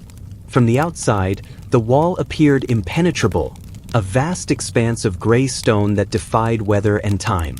Yet to those who walked its length in the quiet hours, it was never entirely silent. Some evenings, as the wind shifted, the stones released faint sounds that carried along the rampart, a murmuring chorus that sounded uncannily like voices calling across an immeasurable distance. Most garrisons learned quickly to pretend they heard nothing. There was an unspoken rule that no soldier would remark on the echoes. If you acknowledged them, you risked admitting that the fortress itself might be haunted not by restless spirits but by the memory of its own defeats. In a place built to inspire fear and confidence, such an admission would have been too great a vulnerability. So the men and women assigned to patrol these walls simply looked ahead, their boots striking the same smooth path that thousands had walked before, and kept their thoughts to themselves. It was said that the echoes were strongest in the eastern section of the curtain wall, near the oldest tower. Some attributed this to the curious acoustics of the masonry, an irregular join in the stones that created hidden chambers of air. Others insisted the explanation was simpler, that this part of the wall had borne the worst of an early siege, a brutal contest that lasted many weeks. The attackers had camped in the fields below, their fires dotting the hillsides like watchful eyes. They launched wave after wave of assaults, and each time the defenders rallied, though their numbers grew smaller. When the fortress finally held, it was at terrible cost. The chronicles mention no great victory celebration, only a terse note that provisions were exhausted and the survivors too weary to rejoice. Centuries passed, and the fortress continued to serve its purpose. New garrisons arrived. Repairs were made, towers rebuilt. Life resumed its ordered rhythm. The curtain wall, always formidable, remained the backdrop to countless routines. Watch changes marked by the ringing of a bell, messengers hurrying along the parapets with sealed orders, scouts peering across the fields for any movement. Yet the echoes persisted, defying every rational explanation. On still nights, they drifted across the stones, short, fragmented cries that could never be traced to any living source. Imagine the rhythm of their lives here. At dawn, the garrison rose to the sound of horns and the scrape of iron hinges as gates swung open. Soldiers assembled for inspection while cooks prepared coarse bread and stews to sustain the day's duties. In the afternoons, the fortress rang with the noise of training, the thud of practice weapons striking shields, the barked commands of drill masters. But when evening fell and the torches were lit along the ramparts, the atmosphere shifted. Footsteps grew quieter. Conversations became brief. and those who lingered too long near the wall often returned with the same distant look, as if they had been listening to something they could not name. Some chroniclers believed the echoes were a kind of collective memory, a residue left by generations of voices raised in defiance, fear, or grief. Each stone had been laid by human hands, each mortar joint smoothed and tested, all against the possibility of defeat. Perhaps the fortress, in all its unyielding strength, could not help but absorb the emotions poured into it. Over time, those impressions grew layered and inseparable, so that even the bravest soldiers could not entirely escape them. It was said that the fortress commander, a seasoned veteran with hair gone white at the temples, also heard the echoes, though he never admitted it aloud. Each evening, he walked the length of the curtain wall before retiring, pausing for a moment at the eastern parapet. From the courtyard below, he appeared simply to be studying the horizon. But those who served beside him knew he listened, just as they did, to the murmuring fragments of past voices that rose and fell with the wind. Over the years, visitors to the fortress sometimes remarked on the hush that accompanied any mention of the wall. Guides would describe the architecture in careful detail, the thickness of the masonry, the precision of the arrow slits, the history of the towers, but they would never speak of the voices. If you pressed the matter, you might see a quick, practiced smile, followed by a change of subject. The garrison's silence was a kind of unspoken treaty with the past, an agreement to respect the fortress's memories, so long as they remained merely echoes. When dawn returned and the sun crept across the stones, the sounds usually vanished, leaving only the ordinary creaks of settling walls and the chatter of sparrows nesting in the gaps. The soldiers resumed their duties, emboldened by the daylight and the steady predictability of routine. Yet no matter how many centuries passed, the curtain wall remained what it had always been, a barrier to enemies outside, and a quiet witness to the defeats and laments of those who once fought and fell beneath its gaze. The prison cell that breathed in time with its captive. Imagine yourself descending a narrow stair, each step worn into a gentle dip by centuries of cautious feet. The air grows cool and carries a faint mineral scent, the smell of damp limestone mixed with something older, dust from eras no longer spoken of. You reach a landing where a wooden door stands half ajar, iron hinges the color of dried blood. Beyond it waits a small stone chamber, square and seemingly unremarkable. Yet for generations, this cell inspired a dread deeper than any torture chamber. Those who were confined here claimed the room was alive in ways no architecture should be. Chroniclers described how the walls would subtly shift, expanding and contracting as if the chamber itself was drawing breath. A man sitting in the corner, knees pulled to his chest, might feel the entire cell exhale around him, an invisible pressure easing for a moment before returning, like the rhythm of lungs inhaling. No one could say when this legend began. Some believed it dated back to the cell's earliest purpose, centuries before it became a prison. There were records of the chamber used as a treasury vault, then as an archive for legal decrees, before finally serving as a place of confinement. Perhaps the countless scrolls, the hoarded wealth, the confessions whispered in desperation. Perhaps all of these left a residue that shaped the stone itself. Imagine the rhythm of daily life for the unfortunate held here. Meals were passed through a narrow slot, bread gone stale by the time it reached the inmate, thin soup cooling quickly in the draft. The prisoner learned to mark time by the meager light that crept between the stones as the sun passed overhead. Days blurred into nights. Some captives began to believe the walls were listening, that each sigh or silent prayer was stored in the masonry. Chroniclers left accounts of men pressing their palms flat against the limestone, whispering apologies or bargains, convinced that if they could make the cell understand, it might somehow grant release. One clerk from the late 1400s recorded a prisoner named Joris, a minor noble accused of theft. Joris claimed that whenever he tried to sleep, the walls would constrict so slightly that his ribs ached, as though the chamber was measuring the pace of his heart. When he held his breath, the cell seemed to pause with him. Chroniclers disagreed whether this was delusion or evidence that the room had truly become attuned to the living minds it held. Over decades, stories like Joris's multiplied, each one slightly different, yet always returning to the same image, the slow, patient breathing of the stone.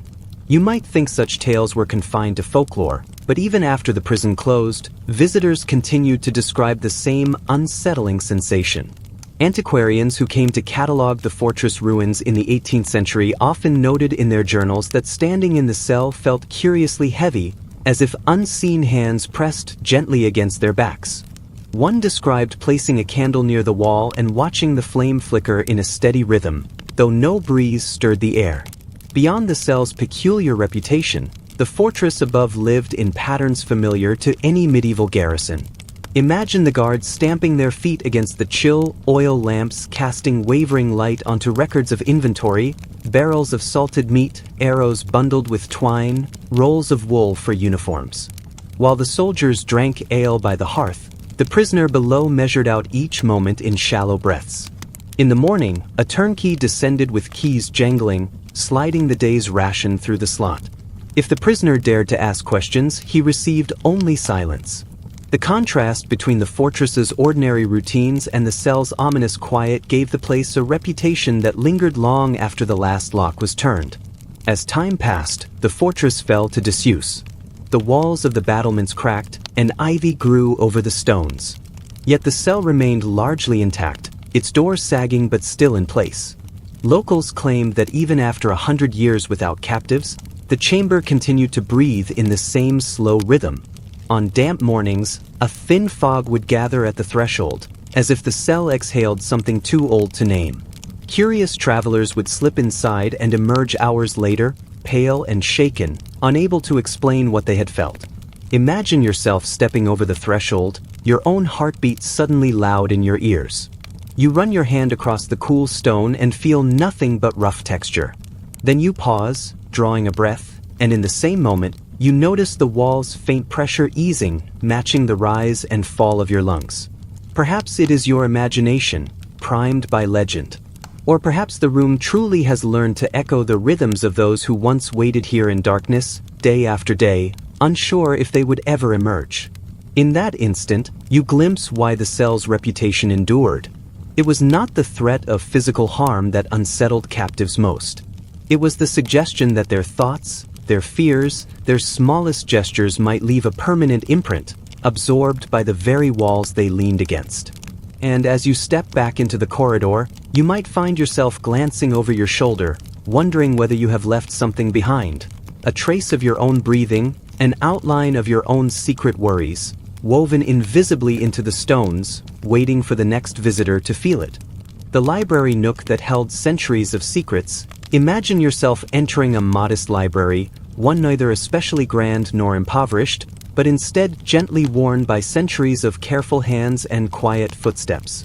Its shelves are arranged in long, narrow aisles, the air holding the comforting scent of aged parchment mingled with the faintest trace of beeswax polish. If you listen closely, you can almost catch the soft hush of turned pages, a sound that seems to ripple across the years. Near the western wall stood a reading nook so unremarkable in appearance that many overlooked it at first glance. A single arched window framed a patch of gray sky or, on rare bright days, a square of diffused sunlight. A narrow bench of polished oak fitted precisely between two stacks of books bound in cracked leather. This small alcove was set slightly deeper into the masonry than the rest of the library. It was, in its way, a natural invitation to pause and read, shielded from drafts and, it seemed, from time itself.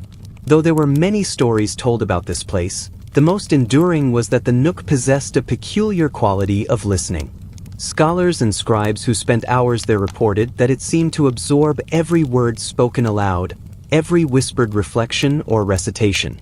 If you read softly to yourself, tracing the lines of a treatise on natural philosophy, a liturgical commentary, or a fragile illuminated codex, it felt as though the walls themselves were storing your voice in their hidden recesses. At first, this was regarded as mere fancy, a harmless notion to entertain when the mind grew weary of study. But over the years, too many visitors recounted similar experiences for the tale to be dismissed entirely.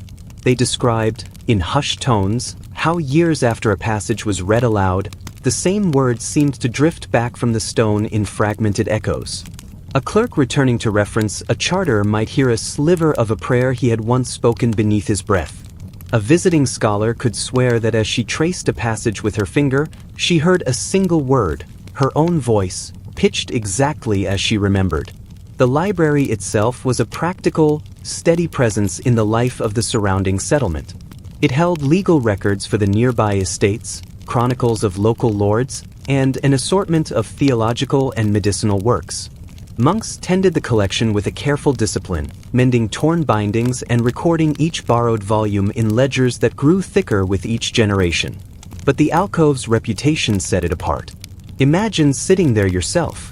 The hush is so complete that you become aware of every tiny sound, the slow rasp of your sleeve as you turn a page, the muted creak of the bench beneath you, the shallow rhythm of your own breathing.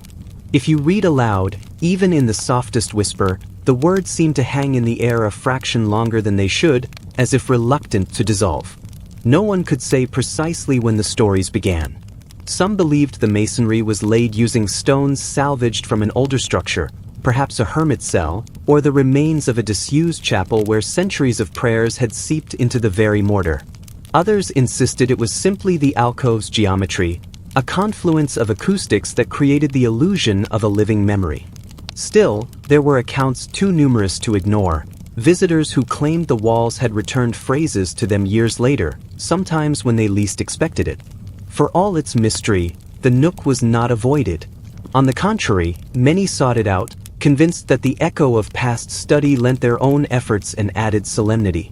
A young novice preparing a sermon might sit there for hours, believing that the accumulated voices of learned men would lend him guidance. A clerk laboring over estate ledgers might find a kind of companionship in the low murmur of remembered words. Occasionally, the library's custodians received letters from scholars who had departed but could not forget the experience. One such letter recounted how, after decades abroad, a man returned to the nook and distinctly heard a fragment of his own youthful commentary on a theological dispute, recited back to him in the same tone of tentative certainty. Another described visiting in winter, when the library was chilled and dim, and hearing a line from a forgotten poem he had read there only once. Archaeologists and archivists who examined the alcove in later centuries found no mechanism to explain these occurrences. The stone was unremarkable, the mortar ordinary lime and sand. No hidden passages or resonant cavities were discovered, and yet, the testimonies remained consistent across time. Perhaps, in the end, it was the simple constancy of human study that made the legend plausible. Year after year, generation after generation, voices had filled the little space with questions, declarations, and hesitant discoveries. The notion that the walls had listened and remembered was a comforting one. It suggested that no thought, however tentative, was ever truly lost. Imagine, as you close your eyes in the hush of the alcove, that you can sense the faintest stirring in the air beside you. A word you once spoke, a sentence you once cherished, drifting gently back to you across the span of years.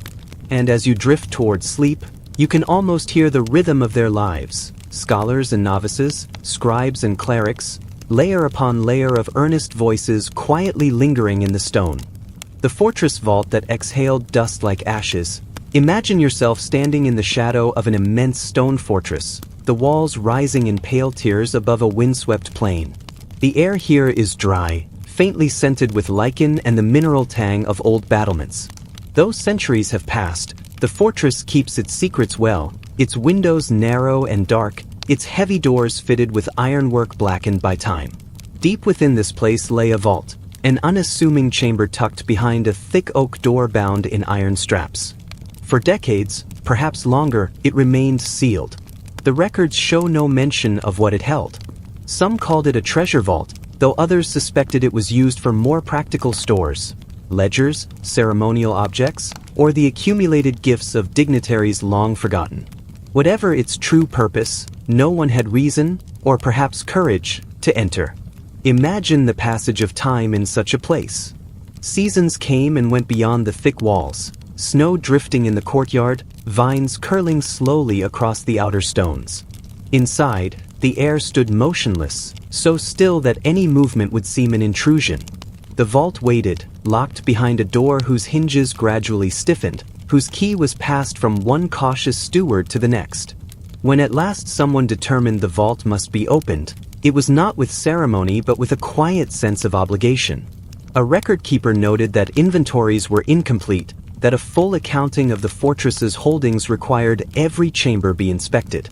The appointed men arrived at dawn, carrying iron tools and lamps whose flames shivered in the cold corridors. Imagine standing among them as the lock was coaxed open, the hinges persuaded to yield with a series of hesitant groans. For a moment, nothing happened. Then, as the door inched wider, a dense cloud of dust poured into the passage. Those who were there later described it as a choking, grainy fog, so thick it seemed alive, drifting into the air with a kind of reluctant deliberation. Some said it smelled of decay, a dry sweetness that lodged in the throat. Others described it as something closer to ashes, the residue of whatever memories the vault had been holding. It was an odor that clung to skin and clothing, a scent no amount of clean air could quite remove. Those who inhaled it stood in awkward silence, blinking back the irritation in their eyes, each one determined not to be the first to speak of it. Over time, the story of that morning became its own quiet legend. Visitors who heard it repeated often asked whether the vault truly contained treasure. The answer was always the same. No record confirmed what was kept there. Once the dust settled, the interior proved anticlimactic. Shelves lined with wooden boxes, some crumbled into fragments, others still sealed. A few iron-bound chests whose locks had long since rusted shut. A scattering of objects so obscured by silt that no one dared to guess their origins. Yet for those present, it was not the contents that lingered. It was the sensation of the dust itself, the way it seemed to carry 1,000 unsaid things into the corridor. One man claimed it smelled faintly of old confessions, words spoken in private, sealed away in the hope they might never resurface. Another insisted he heard a sigh, a thin exhalation as though the vault had been waiting for someone to return. Imagine standing at the threshold, your lamp held high, the beam illuminating motes that swirl and drift like pale insects. The floor is marked by the prints of your boots, each step raising another small cloud that hovers before sinking back into silence. If you close your eyes, you might almost believe the air is full of voices, nothing distinct, only a suggestion of crowded thoughts left behind. For the stewards, the practical work had to continue. Ledgers were brought in, each object catalogued with care. Some boxes were opened to reveal brittle documents, their ink reduced to faint impressions. Others proved too fragile to handle, so they were left undisturbed, sealed once more in new crates. And all the while, the dust lingered, settling onto the pages, gathering in the folds of every garment, and finding its way into the smallest cracks of the fortress walls. In later years, no one could say precisely what had caused the dust to amass so heavily.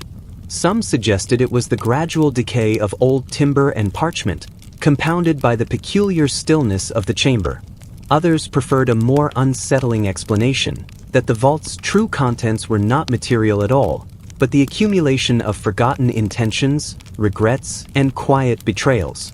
Whatever the cause, those who witnessed its release found themselves speaking of it only in hushed voices, as though giving the memory shape would invite it back. Imagine returning to the vault long after it was cleared, the door standing open in a gesture of resigned transparency. The air by then would be clean enough to breathe without discomfort. The shelves, newly repaired, would look innocuous in the pale lamplight. Yet perhaps you would still pause on the threshold, feeling the faint, unshakable conviction that something remained, an echo of that first, overwhelming exhalation. In this way, the fortress vault became another reminder that spaces remember what we try to forget. Even the most ordinary rooms can bear witness, their walls quietly holding the residue of every action and omission. The dust was no more than dust, some insisted. But others, less certain, would describe it differently. A final confession, drifting through the air, impossible to contain. And so the legend endures. When you next stand before an old door, the key cold in your hand, you may feel a subtle hesitation. You might find yourself imagining the air behind it, still, waiting, heavy with whatever has been sealed away.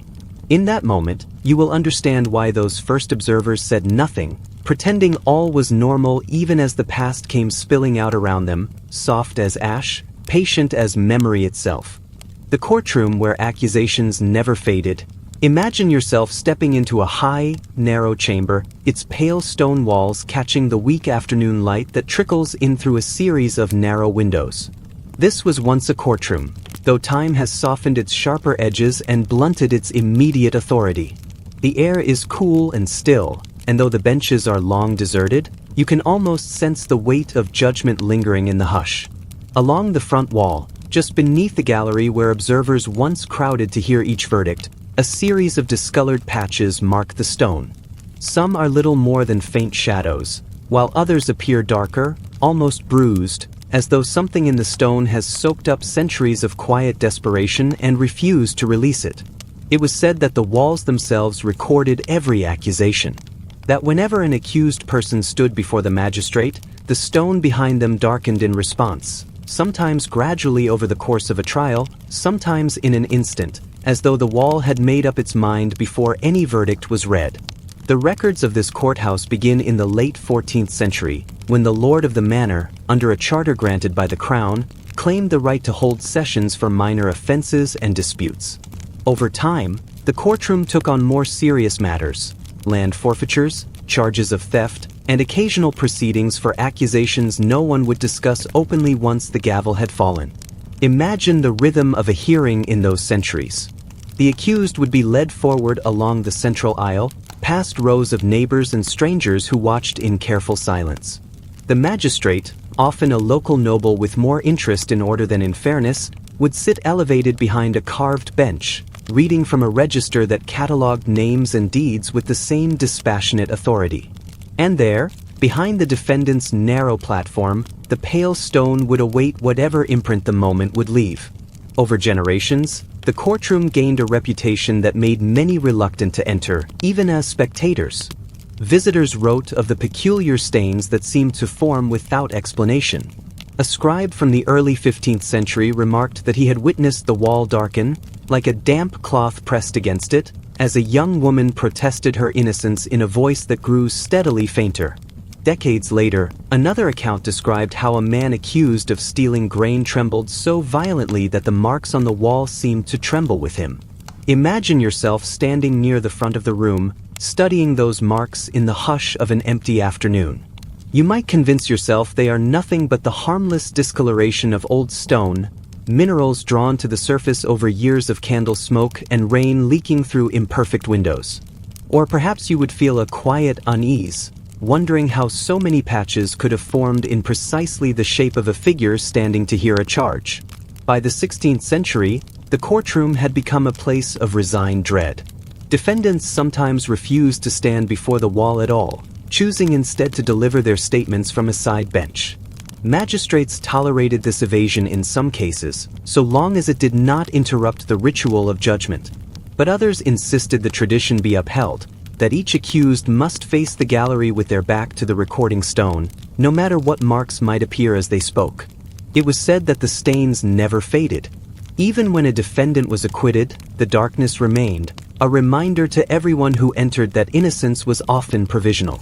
Over time, the belief grew that the wall knew more than any witness, that it registered truths no testimony could obscure. Some whispered that if you listen carefully, you might even hear a faint echo of each name spoken there, though few dared to test the claim in the quiet of an unoccupied courtroom. Imagine the smaller details of daily life surrounding this chamber. The scribes warming their hands over a brazier in winter, their ink thickening in the chill air.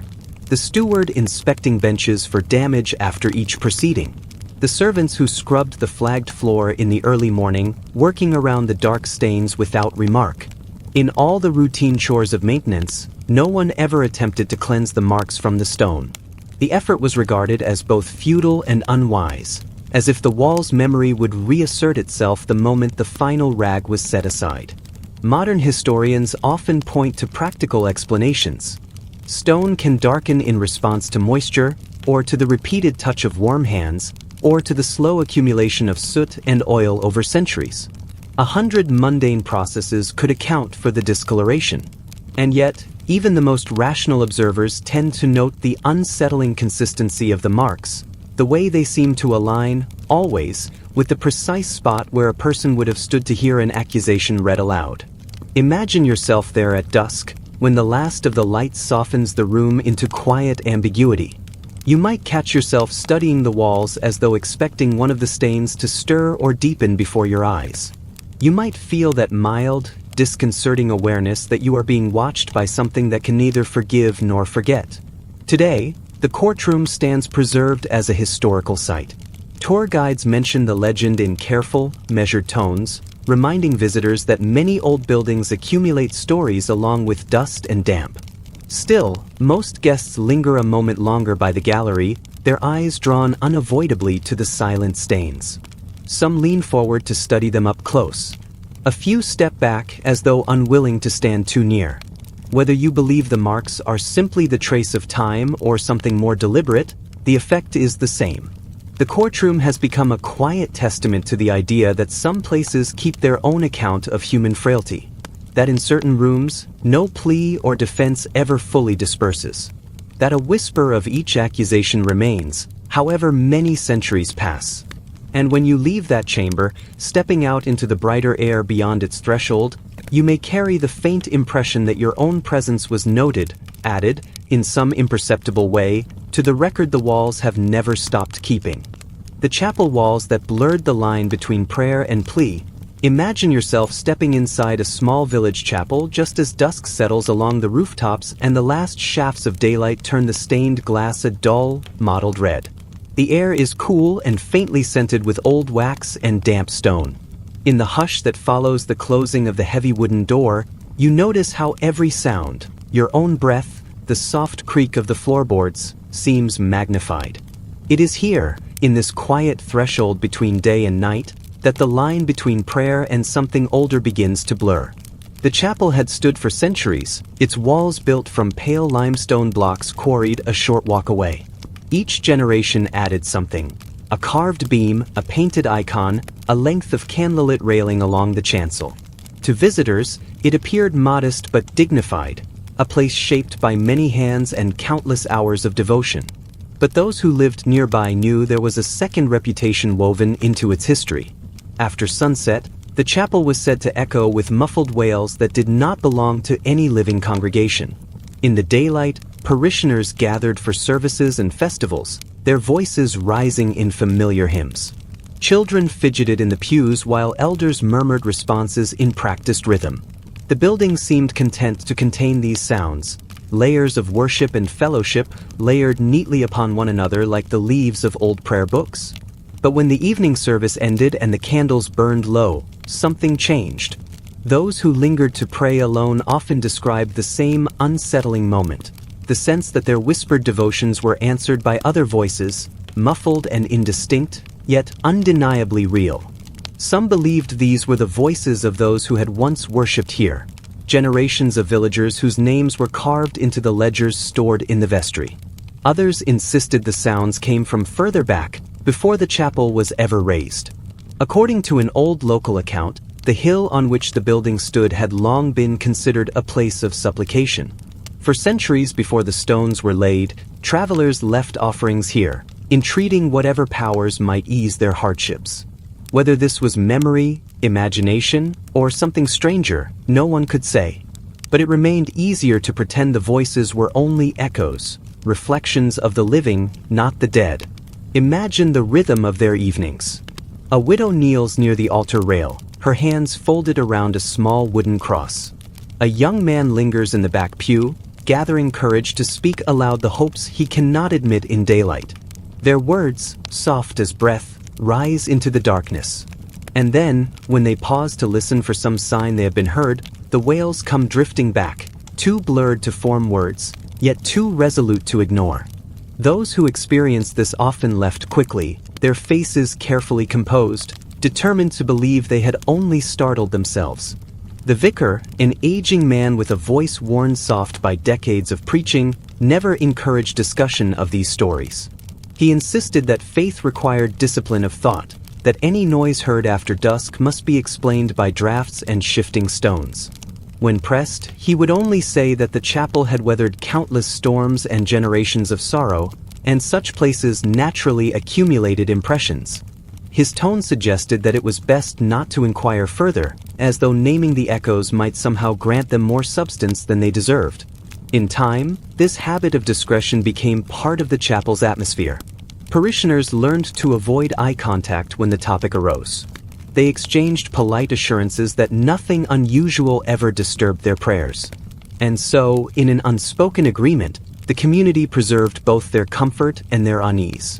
It was understood that faith thrived on certainty, and certainty could be as fragile as a flame in a drafty nave. Imagine how the chapel appeared in the last moments before dawn, the long shadows lifting from the flagstones, the candle stubs pooling wax onto iron holders. The hush that had seemed so oppressive at night dissolved into the gentle clatter of keys and the soft rustle of vestments.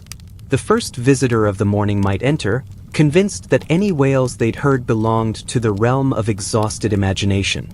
And yet, the memory of those sounds often lingered.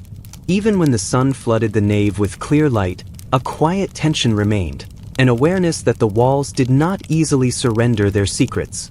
Some claimed that if you pressed your palm flat against the north wall, you could feel a subtle vibration beneath the limestone, as though something old was trying to speak.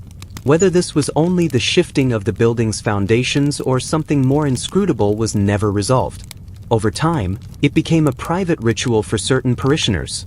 One last moment of contact before stepping back into the daylight, one last reminder that faith and fear often share the same narrow space. And so, the chapel continued its quiet life, receiving prayers and offering comfort, all while the echoes waited patiently behind the stones. The villagers carried on, tending their fields, raising their children, burying their dead. And each evening, when dusk returned and voices rose again in whispered petitions, the chapel listened, gathering every plea and lamentation into its memory, and sometimes, just sometimes, answering back. The crypt passage that refused to stay empty. Imagine yourself at the edge of a quiet village churchyard, mist curling around ancient yew trees and settling in the hollows of worn gravestones. The stonework of the chapel stands in silent testament to generations of worship and mourning, but your gaze lingers on a narrow passage leading down into the earth. A corridor once meant for processions, now blocked by a solid wall of rough-hewn stones. Lichen and moss have softened the mortar lines, blending this barrier into the crypt's foundation, so that from a distance, it appears nothing more than an old repair. Yet for those who lived near the church, the sealed passage was the subject of uneasy speculation for centuries.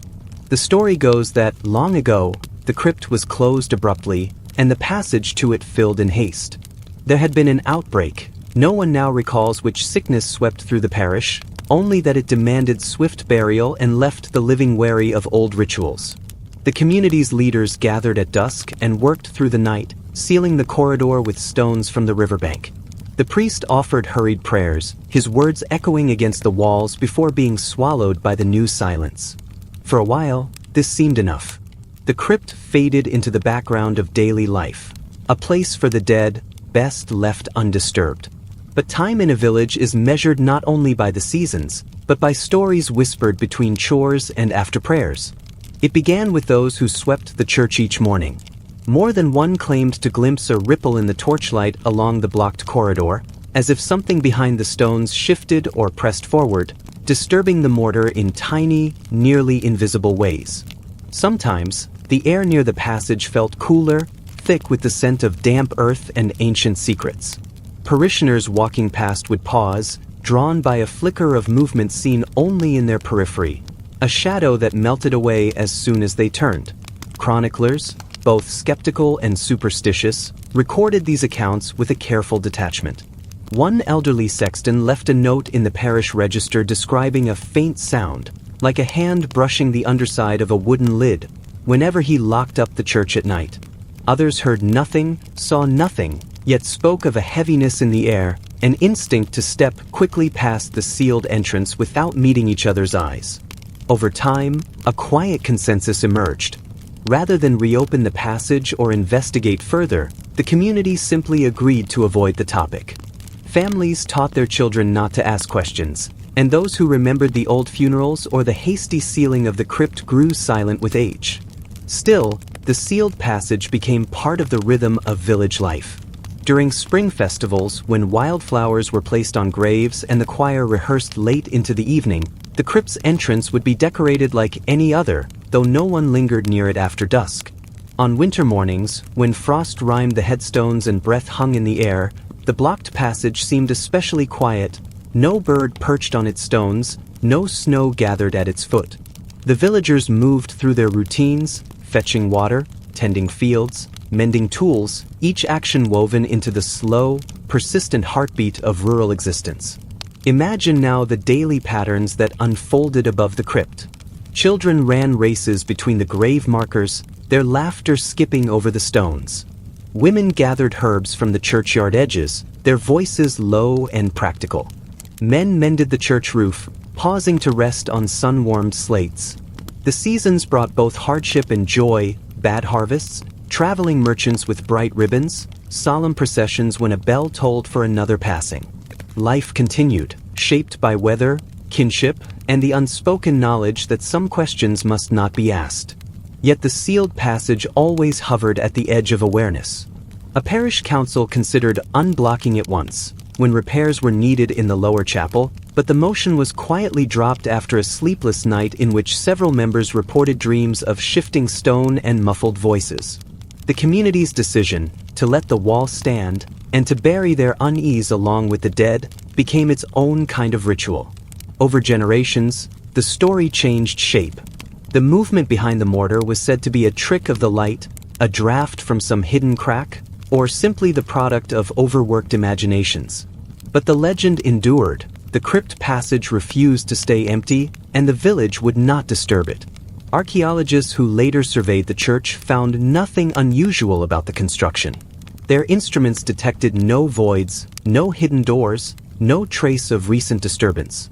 Yet even they admitted to a curious stillness in the air near the wall. One noted in his report that the light seemed to dim slightly as he stepped closer, though his measurements showed no difference. He suggested it was the result of expectation, a subtle psychological effect passed down through generations. As you picture yourself standing at the threshold of this sealed corridor, the world above seems untroubled, a place of careful rituals and shared labor, shaped as much by what is hidden as by what is known. You might press your palm against the cool stone and feel nothing but its rough, unmoving surface. Or you might imagine, in the hush of early morning or the echo of twilight, that something behind the wall shifts in time with your breath. The villagers chose silence, not out of cowardice, but as an act of collective protection, a way to draw a boundary between the living and the unquiet past. Their decision echoes even now, in the way old stones sometimes seem to guard secrets they were never meant to tell. And so, the passage remains sealed, a quiet promise that some mysteries are best left undisturbed. The villagers buried their dread inside the wall, weaving it into the daily rhythm of chores and prayer and memory. Life moved on, but the crypt, with its silent, shifting corridor, stands as a reminder that every community carries a few stories too heavy to voice, set deep in the places where only the past knows the truth.